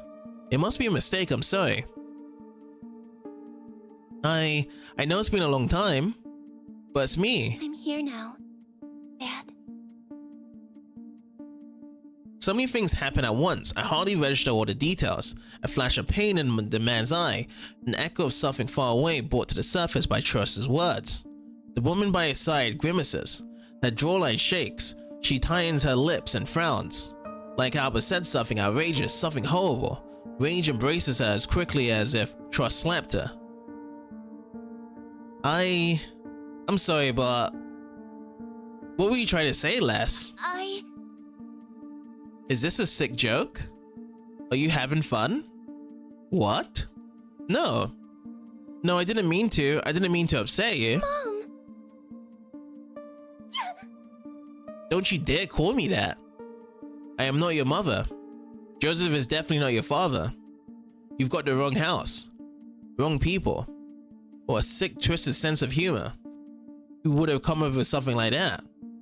The woman's rage, written all over her face, leaves a bitter aftertaste in my mouth. She retreats to the kitchen, grabbing the frying pan on her way. A weapon she's ready to use against us. The fear in her eyes suppresses the energy Alba had when she walked in. It snuffs out her enthusiasm like extinguishing a fire with a shoe. Alba's eyes glaze over in the sunlight coming through the window. Her lips tremble as she's desperately trying to keep her resolve. Why? How can you not recognize me? Mom, why are you mad? Don't call me that! Joseph finally moves when his wife rushes at us. I react instinctively, immediately. I face the woman moving in front of Alba and shielding her with my body. She stops gripping the pan tightly, ready to swing. Up close, I see tears glisten in her eyes too. Something else hides behind the facade of fury. I exhale, noticing grief under the aggression. You think I wouldn't recognize my own child? You're not my daughter. I don't know where you people are from or what you're looking for, but I won't give you any money. Mary? Don't touch me! Joseph puts a hand on her shoulder, but the woman brushes off sharply. Alba cowers behind my back, under her mother's hateful stare. If she is even her mother, what mother would treat a child like that? Anger makes my blood boil. She's acting like a lunatic, and her husband does nothing about it. He's just looking at Alba. React to the argument. What should we act to that? How dare you treat your daughter like that? I feel like we should just get an explanation here. I think this is more so to comfort her. But I'm actually probably looking for this one. Let's go with the first one. Hey. Let's all calm down a little bit, okay? I'm sure whatever is happening, we can figure out if we stop yelling at each other. Joseph nods reluctantly and dares to grab his wife's shoulder again. She purses her lips and exhales through the nose like an enraged bull. We bow with our gazes for a long while. At least she's not looking at Alba anymore. Still, it's not a nice exchange. Marie, let's just listen to what they have to say. Who are you again? I'm Walter, a Royal Air Force lieutenant. Fine, Lieutenant Walter. We're listening. I glimpse at Alba, her cheeks red with tears. She looks at me with fear and some hope. I wish I could fix this, but how? She told me so much about village home parents. She can recognize them. Why don't they know her? Nothing makes sense. It's been a long time since Alba was in Luneville. Maybe how long have you been living here? Maybe her parents lived here before. Nonsense. We've always been living here. Joseph built this house himself. I see. Maybe you mixed up the houses. No way! This is my home. I don't notice when Alba moves from behind me and rushes inside the room. Her movements are chaotic and quick, but her shoulders bend under the severity of the situation. Marie jumps, raising the pan. The young truss is desperate when she stands by the door to another room. She opens it, revealing an ordinary, simple workroom of one of her parents, but she doesn't even look inside. She speaks to them. It was my room. Here. You painted stars on the ceiling for me, Mum. You ran out of yellow paint, so you finished them with pink. You said the pink stars are beautiful because they're unique. And Dad built a box of toys for me. One you could slide under the bed. And the bed was big. Nana would come to me when I couldn't sleep. I remember. I remember everything. Could you? Please. Where is she? She will recognize me. I want to move closer, but her mother stands in my way. The old man looks upset. There's no anger in him, but neither is joy. He can only offer his daughter shock and sadness. My mother died almost 10 years ago. When I lost my job, I had to sell most of the things you speak of. To help her survive, all I have left of her is a recipe for sweet buns. Enough. My daughter is dead. Stop. What are you demon? Why are you tormenting us? It's me. Mom, please, I would recognize my daughter. In any place, any time, even half a century. I'm looking at you and I don't see my little girl. You're nothing like her. I don't know what you are, but you must leave. Stop. Never come here again. Get out. I can't hear my thoughts, caught between the inconsolable woman's scream, the deadly silence of her husband, and Alba's desperate sobs. Stop, stop, stop. I'm sorry. Sorry! Alba! I try to catch her when she passes me in the door, running outside and crying loudly. I automatically turn to the exit, giving her parents a furious look. Her parents or strangers? What the hell is going on? I rush to follow her, but a strong grip stops me. I look over my shoulder at the gaunt man. Marie hides her face in her hands. I can hear a sob over her husband's husky voice. Bring her back, please.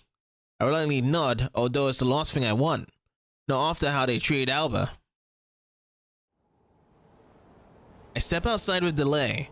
The wind lashes my cheeks, but it's no longer blissful and crisp. It's cold and unpleasant. I turn to the house and notice Joseph in the doorway. We can say the family meeting was a darn failure. But we came here with a purpose. Alba should warn them, but she's no longer in the horizon. She disappeared into the maze of rocks and streets. Alright, so it's two choices again. Regardless of what happened, I should warn them. Or I'll get Alba first, and then we'll decide together. Let's get Alba first. Whatever. I don't want to talk to them after how poorly they treated Alba. As soon as I find her, I'll talk to the authorities. Ooh. So that part, we probably could have got a better explanation what's going on. But we're gonna go find Alba though. She should decide what to do with her parents. As soon as I make the first step on the stairs leading downhill, I get goosebumps. First I hear a tune. The sound of bells hanging near the door, rattling without wind. The air is still. Then there's a tremor. Pebbles fall down a cliff when the ground begins to shake. Surprised, I crouch and cling to the ground to stay put. The tremor is sudden but weak. It ends after a few seconds, echoing only in the sea. Foamy waves furiously attack the cliffs and drown the beach, awakened by the rock moving beneath them. What the hell was that? I turn to ask Joseph, but he's already disappeared into the house. He doesn't seem bothered at all and just slams the door like nothing happened. I carefully get up, not feeling the danger anymore. Was it a dream? No, I can see the villagers picking up islands falling from window sills. No one is shouting, no one is talking about it, no one is interested in it. I'm the only one with goosebumps. I look at the horizon, bright clouds float lazily all above the blue sky. No enemies are coming. Whatever it was, it can't have been an attack. Tross's anxiety infects me. Time doesn't stop, we have less and less. I roll up my sleeves and move forward to find my missing Lassplane before it's too late. How far did she run? I carefully climb down the street we walked before. Looking around, I can't see the familiar violet hair anywhere. I begin to worry. Alba was in bad shape when she ran out of the house. It's not surprising. The meeting, I don't know what to think. Tross talked so much about village, family, and Nana. The feelings she displayed then were too convincing to be a lie. It must be her village. They must be her parents. So why don't they recognize her? The anger and sorrow was so real. I don't know if anyone could pretend so well. And what reason would they have?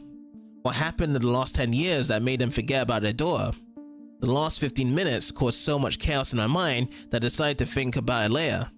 I stuff it deep inside my head into a drawer you use for odds and ends nowhere else to be. The most important thing right now is to find Alba. But where could she have gone? I'm not familiar with the area. I frantically search my memories for any place she could hide in. As I roam the village, I notice a bakery signboard in the distance and head there. The shop's small, cozy interior is filled with a wonderful smell of freshly baked pastries that could entice Alba. Some people would just love to stress eat, but when I look inside, there's no Lassplane. I move on, diving into narrow streets and crossing the bridges between the islets. Some of them are part of the path we took together before, some remain a mystery to me. I spot the newspaper vendor near his stand. He's sitting on a fold-out chair, dejected. Looks like he gave up on selling newspapers. The area is less busy now too. Some people went inside to hide from the scorching sun. I make my own way to him to ask if he saw Alba, but the sound of laughter and fun reaches me halfway. The garden of one of the cottages is brimming with people, some of them standing on the street. Music comes from the inside of the house, and nearly everyone is holding a drink of food, a party, and lots of guests. I'm all over to who to approach. Some of them partygoers are wallflowers looking around and gossiping. If Alba ran by, she would give them something to talk about. On the other hand, the newspaper vendor is on the lookout for customers keen like a hawk. Someone will surely know something. Who should I ask? The newspaper man or the partygoers? Let's go ask the newspaper man, because he'll be more attentive. The man on the chair instantly catches my gaze.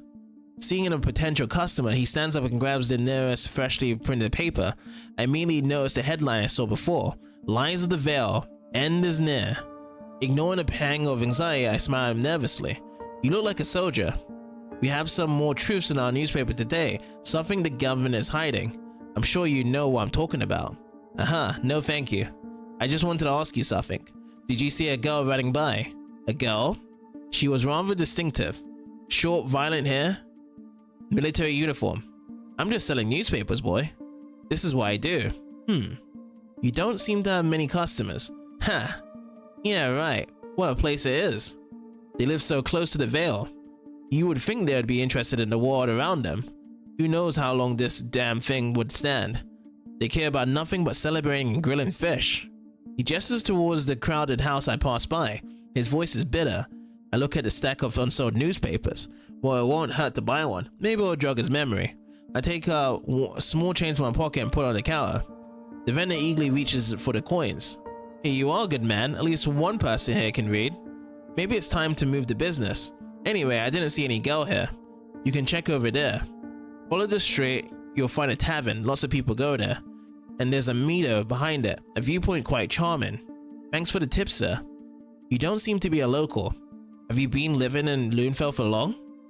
On the contrary, just got here a week ago. Don't get me wrong, the village is pretty, but bad for business, because people don't buy newspapers. If only. A whole pack of children, I swear. Some of these little brats stole my money. The tavern only serves fish, 1 day old on top of that. Not to mention the quakes that destroyed my first stand. Quakes? The earthquakes, there was just one just a moment ago. Yes, I felt it too. Do you know what it is? It seemed disturbing. How do I know? The others say it's normal, but the birds know something. You need to look at the birds. The birds? Don't you see? They flew away, all of them. They always disappear before an earthquake. They'll be back tomorrow, if at all. If they still have a place to return to. Reaching the authorities will take me some time. Maybe I should warn the people I meet. This man surely has a strong voice. On the other hand, nobody seems to listen. If all he does is shout conspiracy theories all every day, my warning will probably just blend in with his other crazy ideas. But the more people know what's going on, the sooner we can return to Sky Fortress. Oh boy, wasn't our first assignment supposed to talk about the attack? Not spreading panic may just be some sort of thing that's what the king told them not to do. That's what I'm thinking of.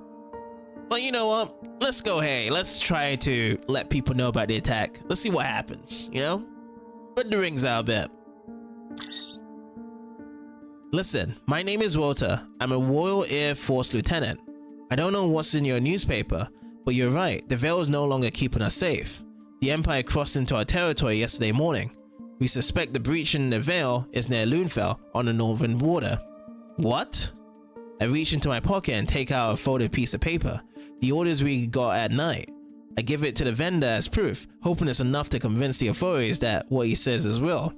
Unlike before, the government doesn't want the public to know. They don't want to cause panic. But it's not safe here. Are you serious? Holy, I was right. I knew it. Stay calm. I need you to pass the information on the authorities of Loonfell, and to as many locals as possible. They must prepare for evacuation.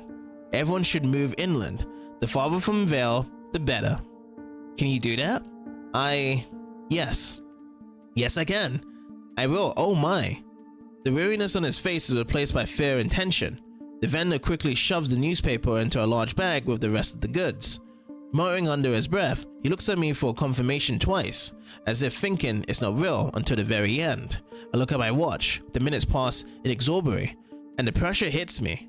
I bid the man goodbye and he runs off. He'll find the people in charge faster than me, that's for sure. I must find Alba. I head in the direction he showed me. It's unlikely I found Alba in the tavern, but it's on the way. Following a road paved with pebbles, I look at the sky and roofs. The lack of seagulls hit me harder than before. It's so empty, like by the stream.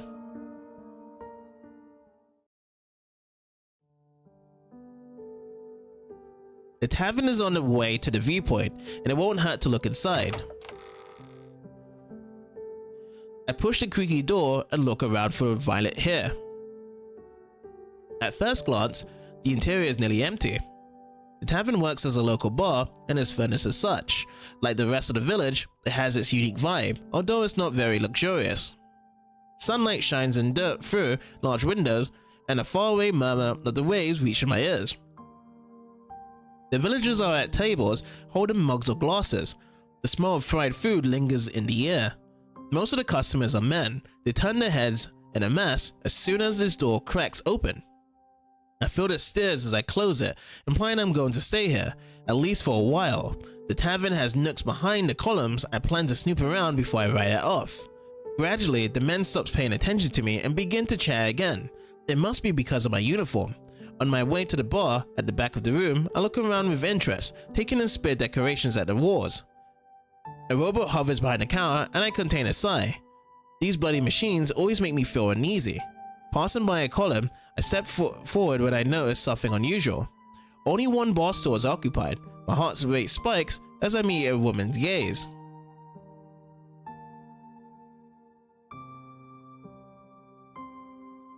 New gallery unlocked. Alrighty, perhaps another main character. For a split second, I think it's Alba. Only later do I realize I couldn't be more wrong. It's impossible to ignore her, and it's not because she's the only woman here. A shock of wavy blonde hair is radiant, shining like a lighthouse, guiding sailors at night. Her slender body reveals the power inside, and her pose shows no fear or hesitation. At the same time, her face is a bit ethereal. Power and softness entwined in a subtle, balanced waltz, like someone else I know. In the simple interior, the woman's military uniform is like a symbol of prestige. In a way, it makes her even more out of place. She doesn't seem to care. Her finger traces the rim of the glass, circling mindlessly. She hears my footsteps. Blonde hair bounces when she turns to me. What's up? Her gaze is hypnotizing. She looks at me as she knows my identity and purpose. There's something familiar gleaming in her blue eyes. A spark of power. A symbol on her bracelet reminds me of something, but the memory is blurred, like a dream fading away persistently when you try to remember it. I feel we met before, but when and where? She's surrounded by a mystical aura that's hard to describe. My stomach is churning when I reach a store nearer. Is she? No, impossible. Excuse me, have we met before? You seem familiar. She rests her cheek on her bent hand and tilts her head. An emotion passes her face, too fleeting to identify. At first glance, it seems to be irritation or fatigue, but I only ask a simple question. Nope. No, I don't think we have. Well, not a super effective conversation starter. I clear my throat to hide my embarrassment. Suddenly, the sun rays on my cheek disappear. A shadow looms over me as soon as I sit down. I turn my head to the drone, hovering over the counter. I cringe involuntarily. Damn machine, it sneaked up on me. The drone is silent, but I feel its fiery stare. Looks like it's the bartender. It must be waiting for me to order instead of sitting with a dry mouth. I take a peek at the woman's glass. She takes a small sip. The drink is orange and looks good, refreshing, perfect on a hot day. On one hand, I love to drink something after the last hour and relax, but I'm on duty. What should I do? So it's either carrying on the conversation with her, but let's go and focus on the assignment, trying to find where the other girl is. The drone judges me when I hold my hands up in defense. It must see I'm not interested. The machines are intelligent enough to mix drinks and run a bar, and I'm supposed to believe the poor guy doesn't understand my silence? I sigh and shake my head. Yeah, I think I'll pass. The bartender turns around angrily, and one of his mechanical limbs cuts the air just above my head. Watch out. I duck in panic, unwilling to take a hit for my mature abstinence. I could bet the drone mutters something to itself and it grabs a cloth to furiously scrub the already clean counter. It's silly, drones can't speak. You didn't miss a thing. I glance at the woman who's eyeing her glass with a reservation. I wouldn't wish this drink upon my worst enemy. That bad, huh? I smile to myself when she mockingly takes another small sip. All the better I didn't take the bait. I watch the woman covertly, and she's looking everywhere but at me. Something about her reminds me of Alba, although they aren't similar in any way. Did you see another girl here? She has short violet hair and a tattoo like yours on her shoulder. Nope. Okay. You look like a soldier. Are you with the kingdom's forces?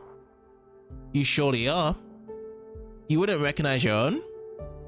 She all smiles, glancing at her tattoo. Maybe it's just a coincidence, but when she turns her head, blonde locks cover her shoulder and the mark. Her army is large. I don't know everyone. Were you assigned to this village? Why would anyone get assigned to this place? After yesterday? Oh, what happened yesterday? Please tell me.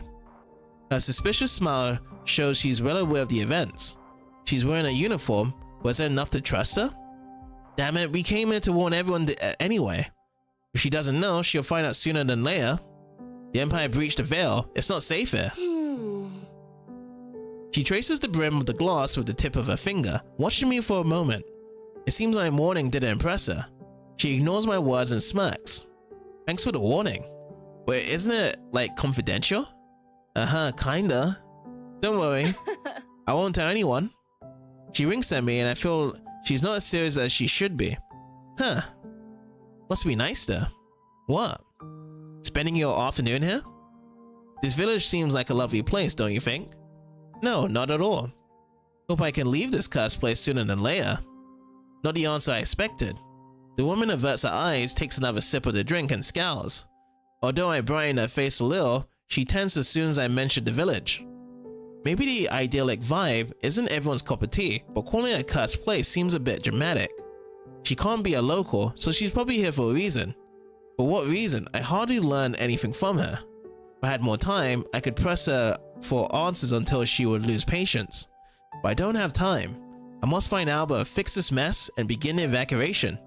I curse in my mind. I have no choice but to cut the meeting short. Well, it was nice to meet you. I'm Walter, by the way. Fine. Nice to meet you too. I wait for her to introduce herself, but she only looks at me. She's like the bartender pretending not to take a hint. Well, maybe I'll find her when the evacuation is over. Something tells me it's not the last time I see her. I bow politely and she nods at me. I rush to the exit, trying to make up for the precious minutes I spent here. Only the viewpoint left. The wind whips my cheeks as I climb a flat peak of the highest cliff. The stairs leading up are narrow and treacherous. I suddenly thank the island for not shaking again. I doubt I enjoyed the fall. So many questions swarm in my mind. What happened at Alba's parents' house, and what's waiting for us if we return? Who was the woman at the bar? Why do I feel like I should know her? Was she like Alba?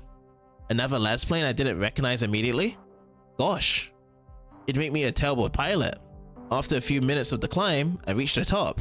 I notice a violet spot against the blue sky. My heart races, overjoyed that the strenuous search was successful. Finally, I nearly run into her. Only when I'm close do I see a small bench she's sitting on. With her arms wrapped around her legs, her forehead rested against her knees, she's hiding from the world. When I reach her, she's shaking as if cold, or crying. Hey, are you okay? Cross doesn't react at first, but I know she heard me. I let her sit in silence if that's what she needs. I put my hands in my pockets. Although the day is warm, the wind is cool at this height. The view below me is quite nice. From above, the village looks like a sea of islets and buildings, placed without rhyme or reason. Every explorable piece of space is covered onto its structures, whether it's a platform hollowed in the cliff or the beach. It seems some distance here. The chat of people and the buzz of the party don't reach this place. If I needed a bit of solitude, I'd probably come here too. I glanced at Alba. She turned her head, resting her cheek against her knee. Her face is red of tears, eyes swollen. I hesitantly approach her. There's a lot of space on the bench, so I slowly sit down on its other end. I don't want to startle her. She's still not speaking.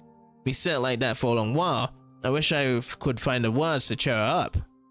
I just don't understand it. Why would they treat me this way? Hearing her weak voice, I glance at her. She strains a little. Her hair is a mess, gaze upset, looking into the distance. At the deep sea, at the horizon, the sun is going to meet soon. And yet, she probably sees nothing. I wish I knew, Alba. I really do. Maybe something happened while you were gone. What could be so terrible to make them forget their daughter? Something terrible. Do you know how long you were gone? I don't know exactly. Do you remember your last meeting? Yes, it was. A long time ago. It's blurry. I think I didn't want to leave. I cried. But Mum said everything would be alright and I believed her. That's all? I don't know. I was too small. Everything is so blurred. Why did they never reach out? I'm sure they didn't want to upset you. You have a lot going on, especially now. It doesn't make sense at all. I remember my childhood in detail. I remember the sweet buns and the stew. I remember going to school. The teacher would always let us go to the playground.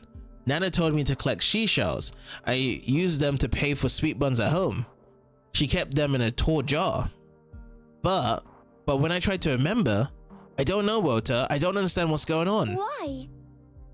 Why is it like that? Why do they treat me like this? Like I was a nobody, like I was nothing. Why is Nana dead? Why is it so? I freeze when her breath becomes spasmodic. Trust's floating eyes fills with tears again, and she hides her face from me in her hands. She shakes her head as if trying to negate a reality. A reality? Maybe if I knew more, I would know how to help her. Something must have happened to bring us here. Her parents don't recognize her, but maybe she tells them the last thing she remembers. What happened during their last meeting? Maybe she remembers more than she says. Damn it. I don't know what to do. If I don't get more information out of her, we may not figure out how to fix it. But when I see her struggling to breathe, rocking back and forth, I think she might be having a panic attack. I don't want to make it worse. That's a good idea.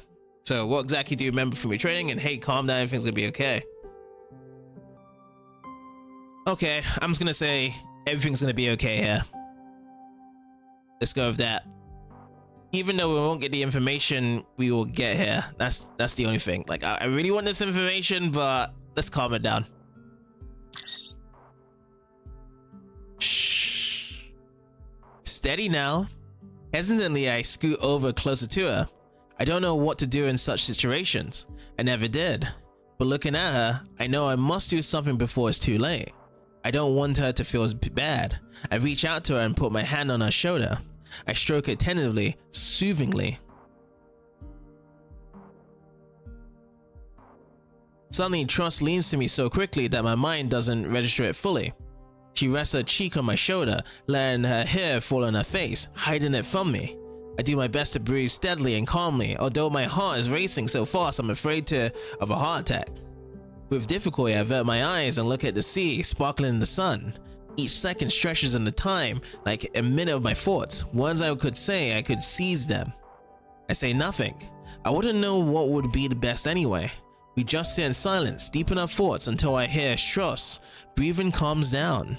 She raises a shaky hand to brush her hair away from her forehead and tears from her eyes. Only when our gazes meet do we realize how close we are to each other. It's not a junkyard, but... Alba blushes, and I feel even more embarrassed than before. She jumps on the bench and strains her cheek, leaves my shoulder. I hastily move to the other side. Nice try, poster boy. What? I didn't try anything. Sure you didn't.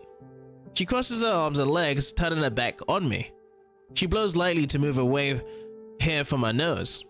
Although her face is red, I see some amusement piercing through her embarrassment. Thank you. Thank you, Rota. That really helped. Don't mention it. Thought it might. For a while, we sit in silence again, looking ahead and lost deep in thought.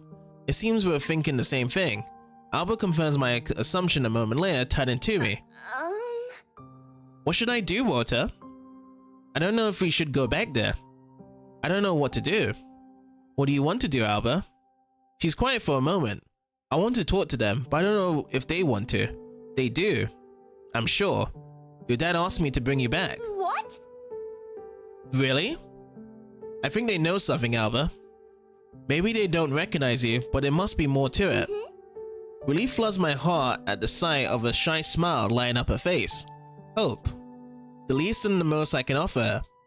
Alba looks around like only now did she realize where we are and what time it is. Her eyes fill with fear again, but it's different from the one in her parents' house. She jumps to her legs and cleans herself up. She brushes her violet hair with fingers, trying to make them look normal. With the back of her hand, she wipes her tears away, fanning herself as if it could make them dry faster. It's getting late. Oh dear, Rota. We've lost so much time. I've wasted so much time, and I can feel it. I feel... relax. They've been warned. The authorities should have received the message by now. I wouldn't be surprised if they already began evacuating. Oh, you did it, Rota. Thank you.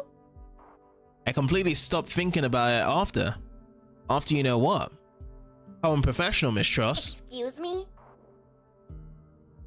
I'm kidding. Let's go and try and talk to your parents one more time before they evacuate as well. Oh yeah, good point, because they may have actually evacuated already. When we already leave the viewpoint, I notice the streets below us are crowded. The people are heading somewhere. Looks like the evacuation has started. Half the way down, I hear a distant wail of a siren. Reason tells me it's unnecessary. There's no sign of enemies on the horizon, at least now. The alarm is supposed to rush the villagers and show them that it's serious. Still, it makes the hair on my neck stand on end. Impossible. This feels so surreal. I know, but it's good. It means they're evacuating. Everything's gonna be okay. I hope you're right, Walter. Let's hurry. This alarm gives me the creeps. We hurry down the treacherous path as fast as we can. When we reach the streets, I notice the newspaper vendor rushing the people. He's trying to help instead of saving himself first. He disappears behind the corner when I follow Alba, pushing through the crowd toward her parents' house. Toward her house. After the arduous journey toward the village, we reach the same rundown garden. It's been so long since the Empire breached the veil that I begin to feel the pressure of time. The house is on the outskirts and looks as calm as before, as if nothing was happening or going to happen. Alba looks at me hesitantly before she goes to the door. Her raised hand stops mid-air. I'm not surprised she's scared now. I step up to her and confidently knock on the door with my knuckles. The door creaks open roarily and a familiar face appears in the gap. Joseph glances at me and then at Alba. He carefully opens the door timidly as if unsure how far he can go. Hi! We're here to... You're a Lassplane, aren't you? Marie's tense face appears behind Joseph's shoulder. Alba freezes, unsure what to say. It's the first time Joseph addresses her without animosity, so she nods with reservation. I wonder if he recognized her. He seems surprised but noticed that Truss doesn't look like a regular soldier. On the other hand, maybe he read about her in a newspaper. We just want to talk. Whatever is going on, it concerns you as well. Can we come in? The man nods and moves to let us pass. Marie steps back, crossing her arms on her chest, still tensed. She's watching us suspiciously when we invite into the dining room. The man leads us to the table and gestures for us to sit down. He pulls the chair for Alba before I can, either as an expression of hospitality or regular politeness. Marie enters the kitchen annex to put the kettle on. Before we begin, there's one urgent matter we have to talk about. Right, the evacuation began. We heard the authorities' message. It's a time-sensitive matter. Without the protection of the veil, if the Empire strikes, Lunefell will be first on their way. Well, there's not much we can do in that time frame, but such is life. Will the evacuation be a problem for Lunefell? Do you have a place to go? The villagers won't be eager to leave, but we have boats to move their possessions. They'll be fine. We'll do our best to protect Lunefell if the enemy strikes. Still, only evacuation can guarantee your safety, in case of something that goes away. I'm aware of it, and so is my wife. Something's wrong. I look at Marie when she approaches us with teacups and kettle. She sets the teapots before us and calmly pours the tea. She and Joseph don't act like I expected. The only barrier that protected their home from the cruelty of the outside world probably no longer does. They should begin to pack, not make us tea. Do you have enough time to evacuate? Yes, but we aren't going to. It's not a joke. The veil no longer provides the protection it did. Without it, the Empire can crush you to dust. How many times did we hear the veil won't protect us and a war is coming? There's a hint of irony in her voice. Joseph may be convinced to talk to us, but Marie is a tough nut to crack. Still, I need to control myself and not offend them. Their attitude is unreasonable, naive. Sir, madame, we saw them, Alba and I. I saw the enemy units on our side of the veil with my own eyes. On our territory. We fought them. They don't come in peace. The veil was created to protect us from them, and it seems it no longer does. If not today, they may come tomorrow. We can ensure your safety today to evacuate, but we're not going to anywhere. Dad, please. Walter, you need to understand something. We've been living here for nearly 20 years. Loonfell is our home. We won't abandon it just because of a danger on the horizon. You won't abandon anything. If we find the breach, will it be suddenly safe? Tell me, Walter, if the Empire breaches the veil, will it matter where? If they declare war on us, it will reach us sooner or later. If I must choose where to die, I'd rather stay home. I want to protect her until the very end. Damn it, like talking to a wall. The Empire has already breached the veil, but the island isn't lost. Our presence here makes a difference. You don't know what Albert can do. The girl looks at me with gratitude, her eyes still swollen. She blushes embarrassed by the compliment, but hey, it's true. You're right, we don't know. That's why we won't base our decision on that. Even if it comes to the worst, you can start over somewhere else. You can rebuild. Staying here is an unnecessary risk. Please. On the contrary, I think it's necessary. Loonfell is my home. Our home. If the Empire invades the village, we're going to protect it. We don't run away, lass. It's not our nature. I bite my tongue to stop myself from commenting. I begin to understand where Albert gets her stubbornness. It's cute when it's about innocent things, but here it's completely different. Trust raises her cup with shaky hands and takes a sip. I follow her lead. Marie joins us at the table, sitting next to her husband. She seems to agree with them, so I don't plan to pressure them. Their safety is my and Albert's business up in the air. We won't talk about it now. Does the name Mia rings a bell? I follow Joseph's gaze when he looks at Alba. Marie lowers her head, staring at her hands. I notice it again, suffering hidden behind mask woven by time. The pain of mourning, casting new blood-red light on the situation. I'm not sure. It kind of sounds familiar, but it's been so long since I heard it. Mia. What? Our daughter Mia. Wait, what? We never planned to stay in Loonfell for long, just for a few years. But when Mia appeared, everything changed. She was our joy, a bundle of nerves, a trouble jumping on the rocks that transformed our lives. The village seemed like a good place for a child, away from the noise of a city in a small trusted community. Mia loved this place. She liked to pick flowers and help her mother in the garden. She played with goats, although they always pulled her hair. She would secretly eat Nana's raw dough until her stomach hurt. She was such a wild child, it was hard to keep up with her. And then she fell ill. I hold my breath until when the woman puts her cup down over Claire. Albert looks at her, frozen like a stone statue. Neither of us dares to speak. Joseph's eyes lit up by happy memories now darkened again. Nobody in the village knew what to do. They said it was an illness of the blood. Her condition rapidly worsened. We didn't know how to help her. The king's envoys come from the capital. They took our little girl away. The capital has large modern hospitals. They had the equipment to save her life. They didn't let us go with her. More children fell ill in Loonfell. It was contagious. They couldn't allow. They snatched my little girl from my arms. As parents, we did everything we could to save her, but we moved heaven and earth. We visited nearby cities and found doctors, and everyone told us to take the child to the capital. They didn't even come here in person. The doctors said, "She's gone." The chaos of their confession shakes me to the core. I'm trying to put the puzzle together. I reach for Albert's pale hand under the table, hanging loosely at her side. I squeeze it gently, friendlily, when the silence becomes deafening. We couldn't even say goodbye. Only her ashes came back from the capital in an urn. And her favorite plushie, a violet. His voice is stuck in his throat. I'm not surprised. No words seem proper now, right? Real. I wasn't there for her. I don't know what to say. I'm so sorry for you. I'm interrupted by a sharp scrape of a moved chair. Marie averts her gaze, hiding from us. She stands up, hunching under the burden of painful memories, and heads for another room. Without saying goodbye, I'm too shocked to speak. Joseph's eyes shine with tears. He doesn't follow his wife to stop her and offer comfort. The wound in their hearts is too deep. 10 years isn't enough to heal it. The man bends over the table and stares at Alba, who I swear stops breathing.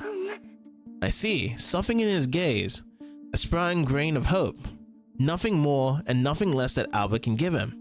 Is it? Is it really you? A dam inside Albert gives up, yielding to a powerful wave of emotions. She chokes with tears and reaches out to her father. Pale hands rest on the tabletop, waiting to be held. I remember the goats. One had a bell on a red ribbon because she would always get lost. Mom loved spending time in the garden. I helped her dig holes and we would plant seeds together. It was a teddy bear. A violet teddy bear with a drooped ear, wasn't it? Oh dear. The man takes a hand and I can barely contain a sigh of relief. The room fills with sobbing, making me feel like a third wheel. I don't understand. It's me. Is Mia Alba? Is this what happened to you all these years? They made you a Lassplane? I don't know. I don't know, Dad, but it's me. I missed you so much. My radio activates, catching a close signal and brutally bringing me back to reality. A signal, a short-range signal. Where is it coming from? I glance out a large window with a view of the sea and islands. The sky is slowly turning orange. Shit. We don't have much time. I'll give you some privacy. Albert, I'll be way outside, alright? It seems like the girl can't hear me. Her face is wet from tears, but she's smiling widely with disbelief. Good, she deserves it. I know that Mr. Truss, who stands up to hug his daughter. Before I leave, I look at the door Marie disappeared behind. It's hard to believe she's missing such a glorious moment, but it must be hard. I can't even imagine how devastating the loss of a child can be, especially the way they experienced it. Everyone has a right to their reaction to the fact that of a potential child's return after so many years, whatever it is. I tell this to myself over and over again, but I still can't shake off the feeling that something is very wrong. Once outside, I begin to struggle with the bloody device. Getting a clean signal seems impossible. The altitude here is high, but there's a great deal of interference. I don't know how long I walk around with the radio, trying to find a better spot. Finally, it catches something, a message of a soldier. I move to the device closer to my ear to make out the words.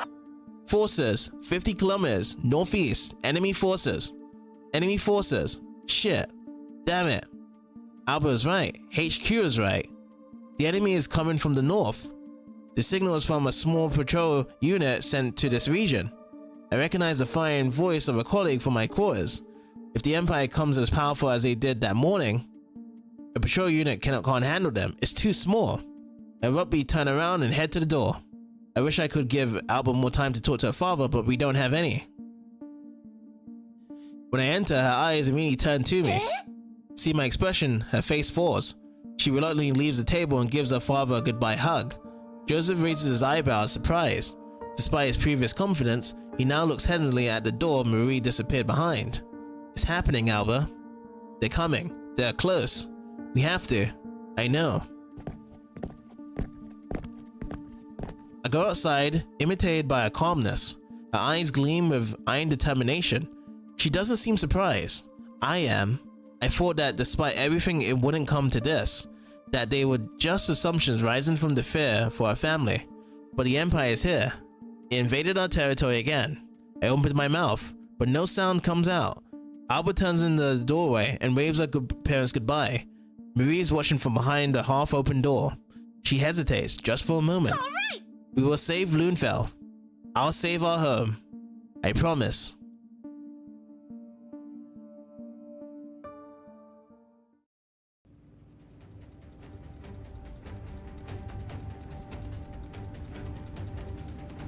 Okay, it's time. The patrol unit signals was received not only by the authorities, but also by regular villagers. On the radios, they usually listen for music. The streets are overtaken by chaos, and we leave them behind as we rise in the air. I watch the gauges. The indicators moving with the progress of our synchronization. Above the clouds, it feels like we're fused into one by the light. I will never get used to this feeling, and I will never get used to seeing foreign units in the air. Deep inside, I'm terrified. But Alba, today, Alba is different. She has her emotions in order, calm and determined. I wish I was there. I was as composed as she was. 31%, 63%, done. Synchronization complete. That was fast. How are you feeling? Alba? Are you alright? What? Yes. I think I'm still in shock. It's hard to comprehend what happened down there. Yeah. It must be a lot to process. Don't worry. We'll get to the bottom of it all. Yeah, sure, but... Is it bad I don't really want to get to the bottom of anything right now? Huh? Why? It's stupid. Forget about it. No, tell me, please. It was heartbreaking at first, but when Dad finally recognized me, I felt happy like never before. I don't know what's going on, but today I don't care. It's a problem for tomorrow. Us, you know? For now, I want to enjoy it. Just like that. Just like that. I understand. Really? Like you said, it's a problem for tomorrow's us. I only care about your happiness now, Alba. But first, we must make sure there's a tomorrow for Loonfell.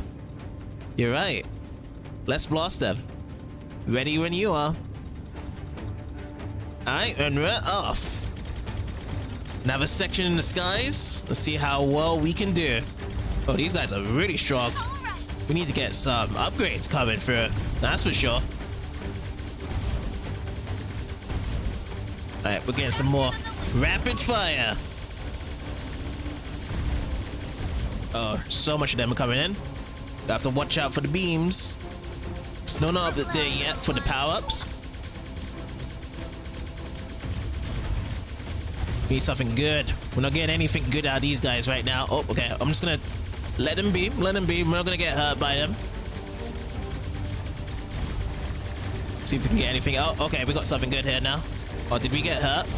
Oh, yeah. That was a hurt there, though. When the first enemy wave disappears in the golden depths of the sea, I only have a moment to catch my breath. There are more opponents, many more. The patrol unit is fighting them. I see them on the horizon. But if not for us, they wouldn't stand a chance. The Empire doesn't seem interested in bypassing Loonfell to assault the capital. They engage in firing on purpose. I move my gaze over to the sky and notice an overwhelming number of airplanes. Something among them draws my attention. My heart stops. Unknown units emerge from behind the high cliffs. Their telltale design shows they belong to the Empire. I've never seen them before. They are crude and enormous, as if they are transporting something. Damn it! Impossible! Rota, no! Empire bombers are attacking the village. Why? It doesn't make any sense. This is just a small village. Civilians have built buildings, houses. There are people that are trying to wipe out. Alba, fire. I see, fire. Alba, focus. We have to detonate these bombs before they touch the island. We will not let them win. Alright, let's destroy the bombs then. Oh boy. I don't know if I want to get that power up right away.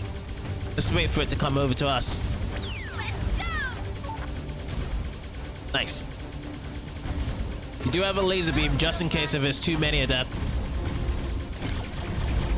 Oh, just in time. Okay, we still hold it down.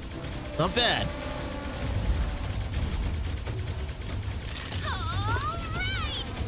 Alrighty. So yeah, we'll just hold it down. Oh boy, what's this? I think this is the hover one, isn't it? Whereby it automatically locks onto them, yeah. It's only there for a short time, but now we need to focus on the bombs again. To get more closer for extra damage. Sweet. But the spread is going to be good though, so we don't have to move directly towards them in line of their shot. Here we go again. I think this time we're going to use it. Clear them out. And now we'll just build up again. Oh, that one at the top is really strong. Okay, that'll do. Shielding time. Are they gonna drop more bombs from the sky? Or would that be it? That's it for now. Oh, these are like slow ones, isn't it? Okay. Oh, here comes the bombs. Let's use it. There's a lot of them dropping. Got it. Try and grab as much powers as we can. Can we get it? Can we get it? Yeah, we got all of them. Nice. This may be it. Let's see if we can grab all of them without it. Oh yeah, with this, sure we can. Nice. Defense system up. So he's still holding up special. 1 point. That's good. Well, I'm gonna use it right now. That guy seems like a problem. Okay, let's just focus on the bombs. Everything but just the bombs. Okay, hold it, hold it, hold it. Grab it. Now.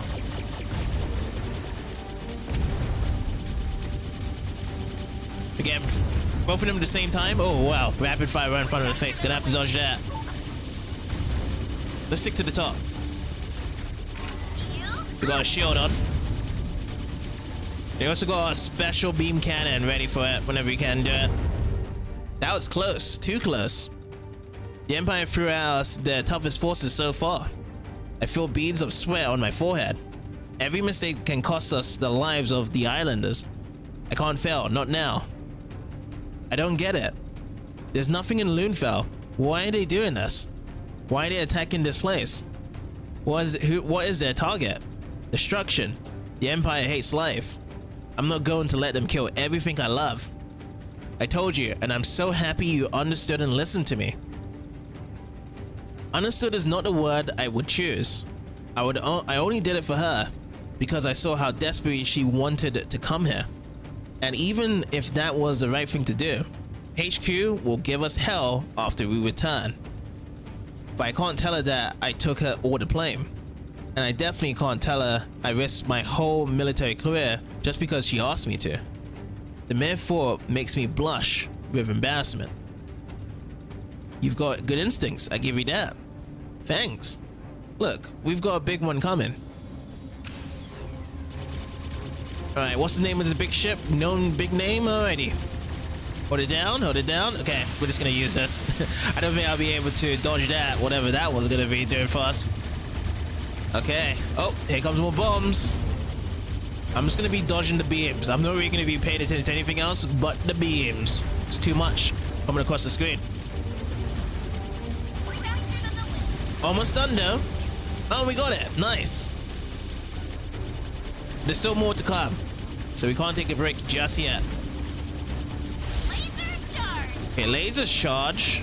Let's see if I can just dodge all these before I can just go for another rave. Alright. Let's take this one out if we can. Oh, okay. Nope, we can't yet. Okay, maybe now. It's too far away now, so let's get a bit more closer. Okay, got it. Alright, let's just use it.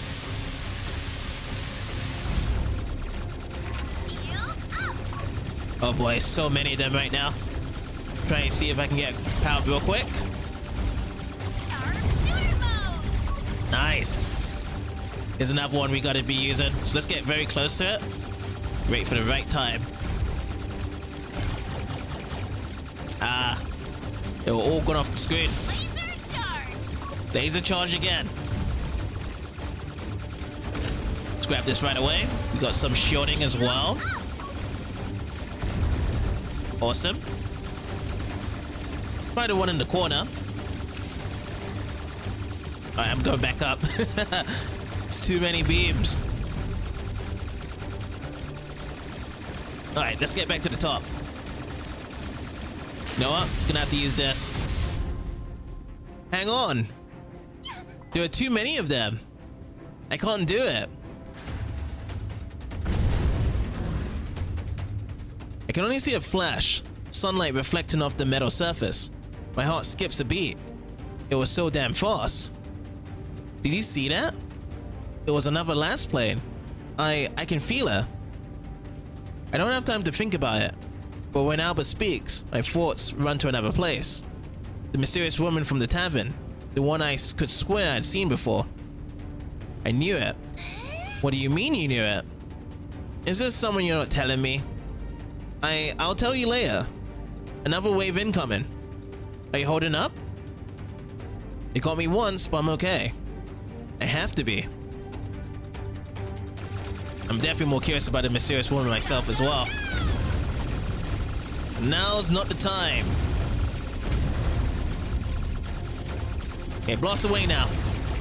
Oh, we missed some extra homing abilities there. Let's go with this right away. Blast everything in our sight. Okay, as long as we just take care of all the bombs, we're good. Oh boy, one got snatched up. So we're gonna have to bring back our multiplier effect again. Oh, can we get the lightning as well? See if we can get... Let's get this first. And then run with the lightning now. Oh boy. Maybe I should have just used my special. I have to bring back that multiplier again.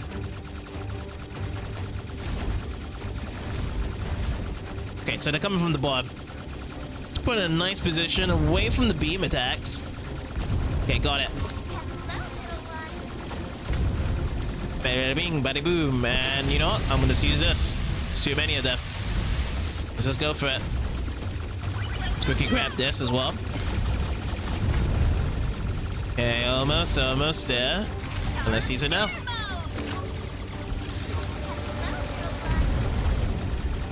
At times I just feel like I just have to grab the items here so we can just clean up the mess earlier rather than later.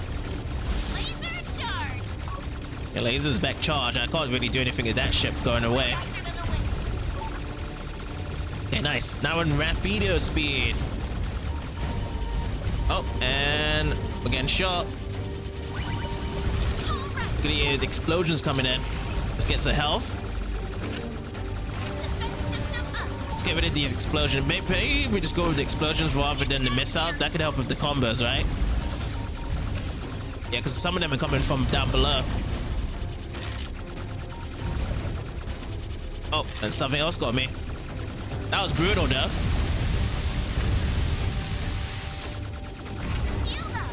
Okay, let's get some more health. Awesome. I've started to notice that there's been a lot of health appearing just because we have been getting damaged. So it's nice that it's been assisting us with low health. So the game notifies we need some help.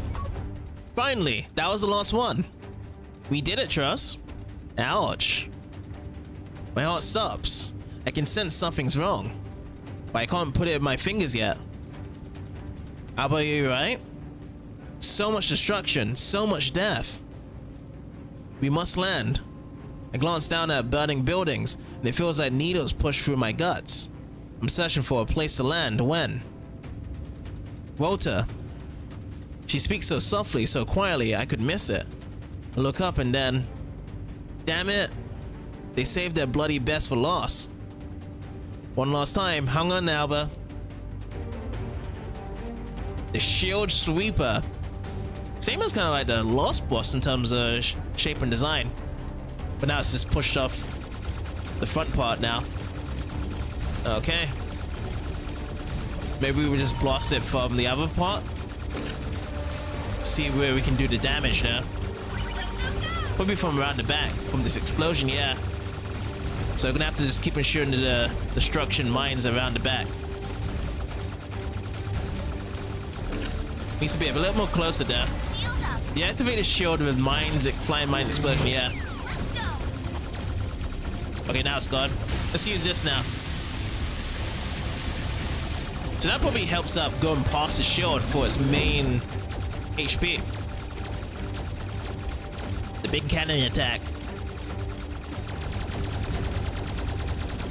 Oh, I see. So I just want a lot of destruction to come around to the front and then explode it. Okay. That's what we gotta do.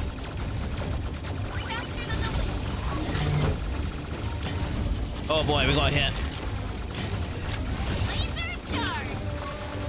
Whoa, big thing chasing us. Okay, let's use it now. I'm gonna keep on using it as soon as every opportunity I see fit that we can do it. Hold it. There we go. Try and wait for the power to come over to us. Nice. Let's get some breather space down as well. Let's It's nice that the destructions, those destruction dudes are always coming to the front of it. They're not really chasing us. Oh, there was no way to escape that. Maybe I could have just used my beam at that point. Let's use it right now. Nice. Sharp shooter mode. I feel nothing when firing explosions consume the machine, nose diving into the water. There's no room for sympathy in the air. It's us or them. We've done it. We saved Loonfell. Oh, was it really the last one? I don't see any more of them. Are you okay? I feel dizzy, but I'm okay. Come on, let's land and get you to a medic. I see fire, so much fire. We've done what we could. I'm sure they evacuate in time. Buildings can be rebuilt. We save lives a day, Truss. You saved them, Alba. Give yourself some credit, poster boy. Again, we're kind of falling short of the final medal. Before I feel like it was the section when the audio explosion kept it coming from underneath, so we kept losing our multiplier quite oftenly. But what's done is done, though.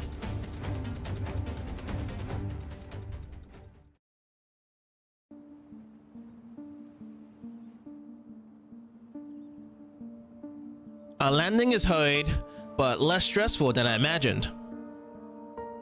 The battle was tough. The enemy forces were too great, even for us. If it wasn't for the other Lassplane, I don't want to even think about it. I don't want to be because I feel like we had lost more than a village. Alba was weak. As soon as we landed, she collapsed on the nearest bench and asked for fried chicken. Meanwhile, Loonfell stands divided.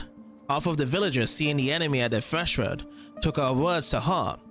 Without faith for the safety of the Vale was supposed to provide, they packed their things and didn't give up on evacuation. They ran inland, looking for shelter from the Empire forces. The other half decided to return, to fix what the Empire managed to destroy.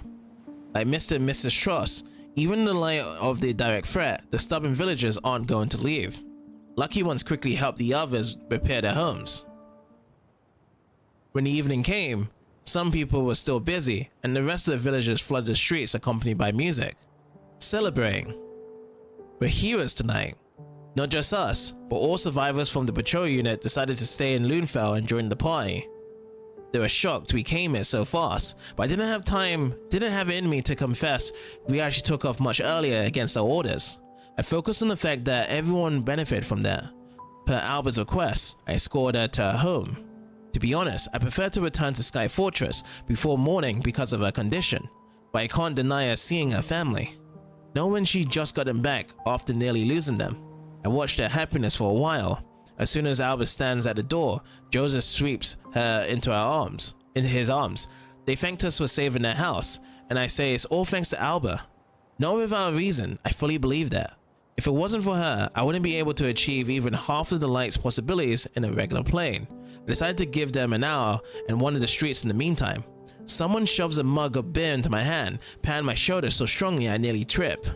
I smile to everyone I meet, trying to rejoice with them, but despite the victory, I'm haunted by too many questions without answers.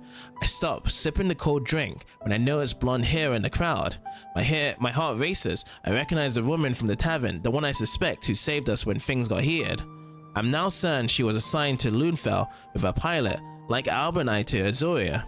Moving away from the wall I leaned against, I eagerly follow her. The crowd is dense. I struggled to make my way and keep up with her. I would call out if I knew her name. I reached the beach, but a large group of partygoers blocked the view. When they passed, I looked for the woman confused. She disappeared into thin air. Where did she go? The sand crunches under my feet as I approach the shore. Maybe she went for a walk along the sea. I walked for a while, straining my eyes to find her in the darkness. Lamps are scarce here, and the moon is the main source of light. The conditions for observation aren't perfect. At least it's quiet here. I leave behind the main street filled with celebrations. I exhale, feeling exhaustion after the whole wretched day. I sleep like a log in Sky Fortress. If they let me, after my deception. Putting my hands in my pockets, I keep walking. Suddenly a flash of light in the sea grabs my attention. I move closer, trying to keep my shoes dry. The sea seems dark and murky in the shadows. Only the moonlight dances on the waves, highlighting them. First I notice a twisted piece of metal. I hardly identify it as a plane ring. Then I see the symbol on it. Damn it. A destroyed enemy aircraft? I curse under my breath and get closer, now ignoring the waves hitting my shoes, soaking the fabric. The remains are spread out. It looks like the plane fell into the sea nearby and slowly drifted there. My heart leaps into my throat when I see a green large fabric of a parachute in the sand. The mechanism failed, sending the pilot from the cockpit straight to the imminent death on land. I swallow a lump in my throat. This is nothing. It's the reality of war. I approach the body hesitantly just to make sure he's not one of ours. I don't care about giving a proper burial to the enemy who tried to kill us just a few hours ago. But when I crouch next to the body, I get an unpleasant feeling at the base of my skull. A tingling that nearly makes the hair on the nape of my neck curl. The stench hits my nostrils. It's nearly overwhelming. I grab a smell stick I find nearby washed by the sea. Everything tells me to stop, but I come closer and turn the body on its back with it. I abruptly step back. My imagination must be playing tricks on me. I take out a flashlight from my pocket. When it illuminates the body, a muffled scream of surprise leaves my throat. My legs automatically jumps back. The farther from this, the better. It's impossible. The plane wreck looks the same as a few hours ago when we shut it down. The battle is so recent, I could swear the engine haven't cooled down yet. But the body of the Empire's pilot at my feet is cold. Very cold. His grey complexion is devoid of any signs of life. Wrinkles cut his sand-covered face. The emaciated figure of an old man drowns in an oversized uniform, partially covered by the torn fabric of the broken parachute.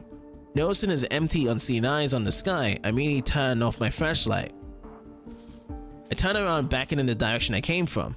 When I close my eyes, I can only see the sea depth under my eyelids, cut by the sinking black colors of planes.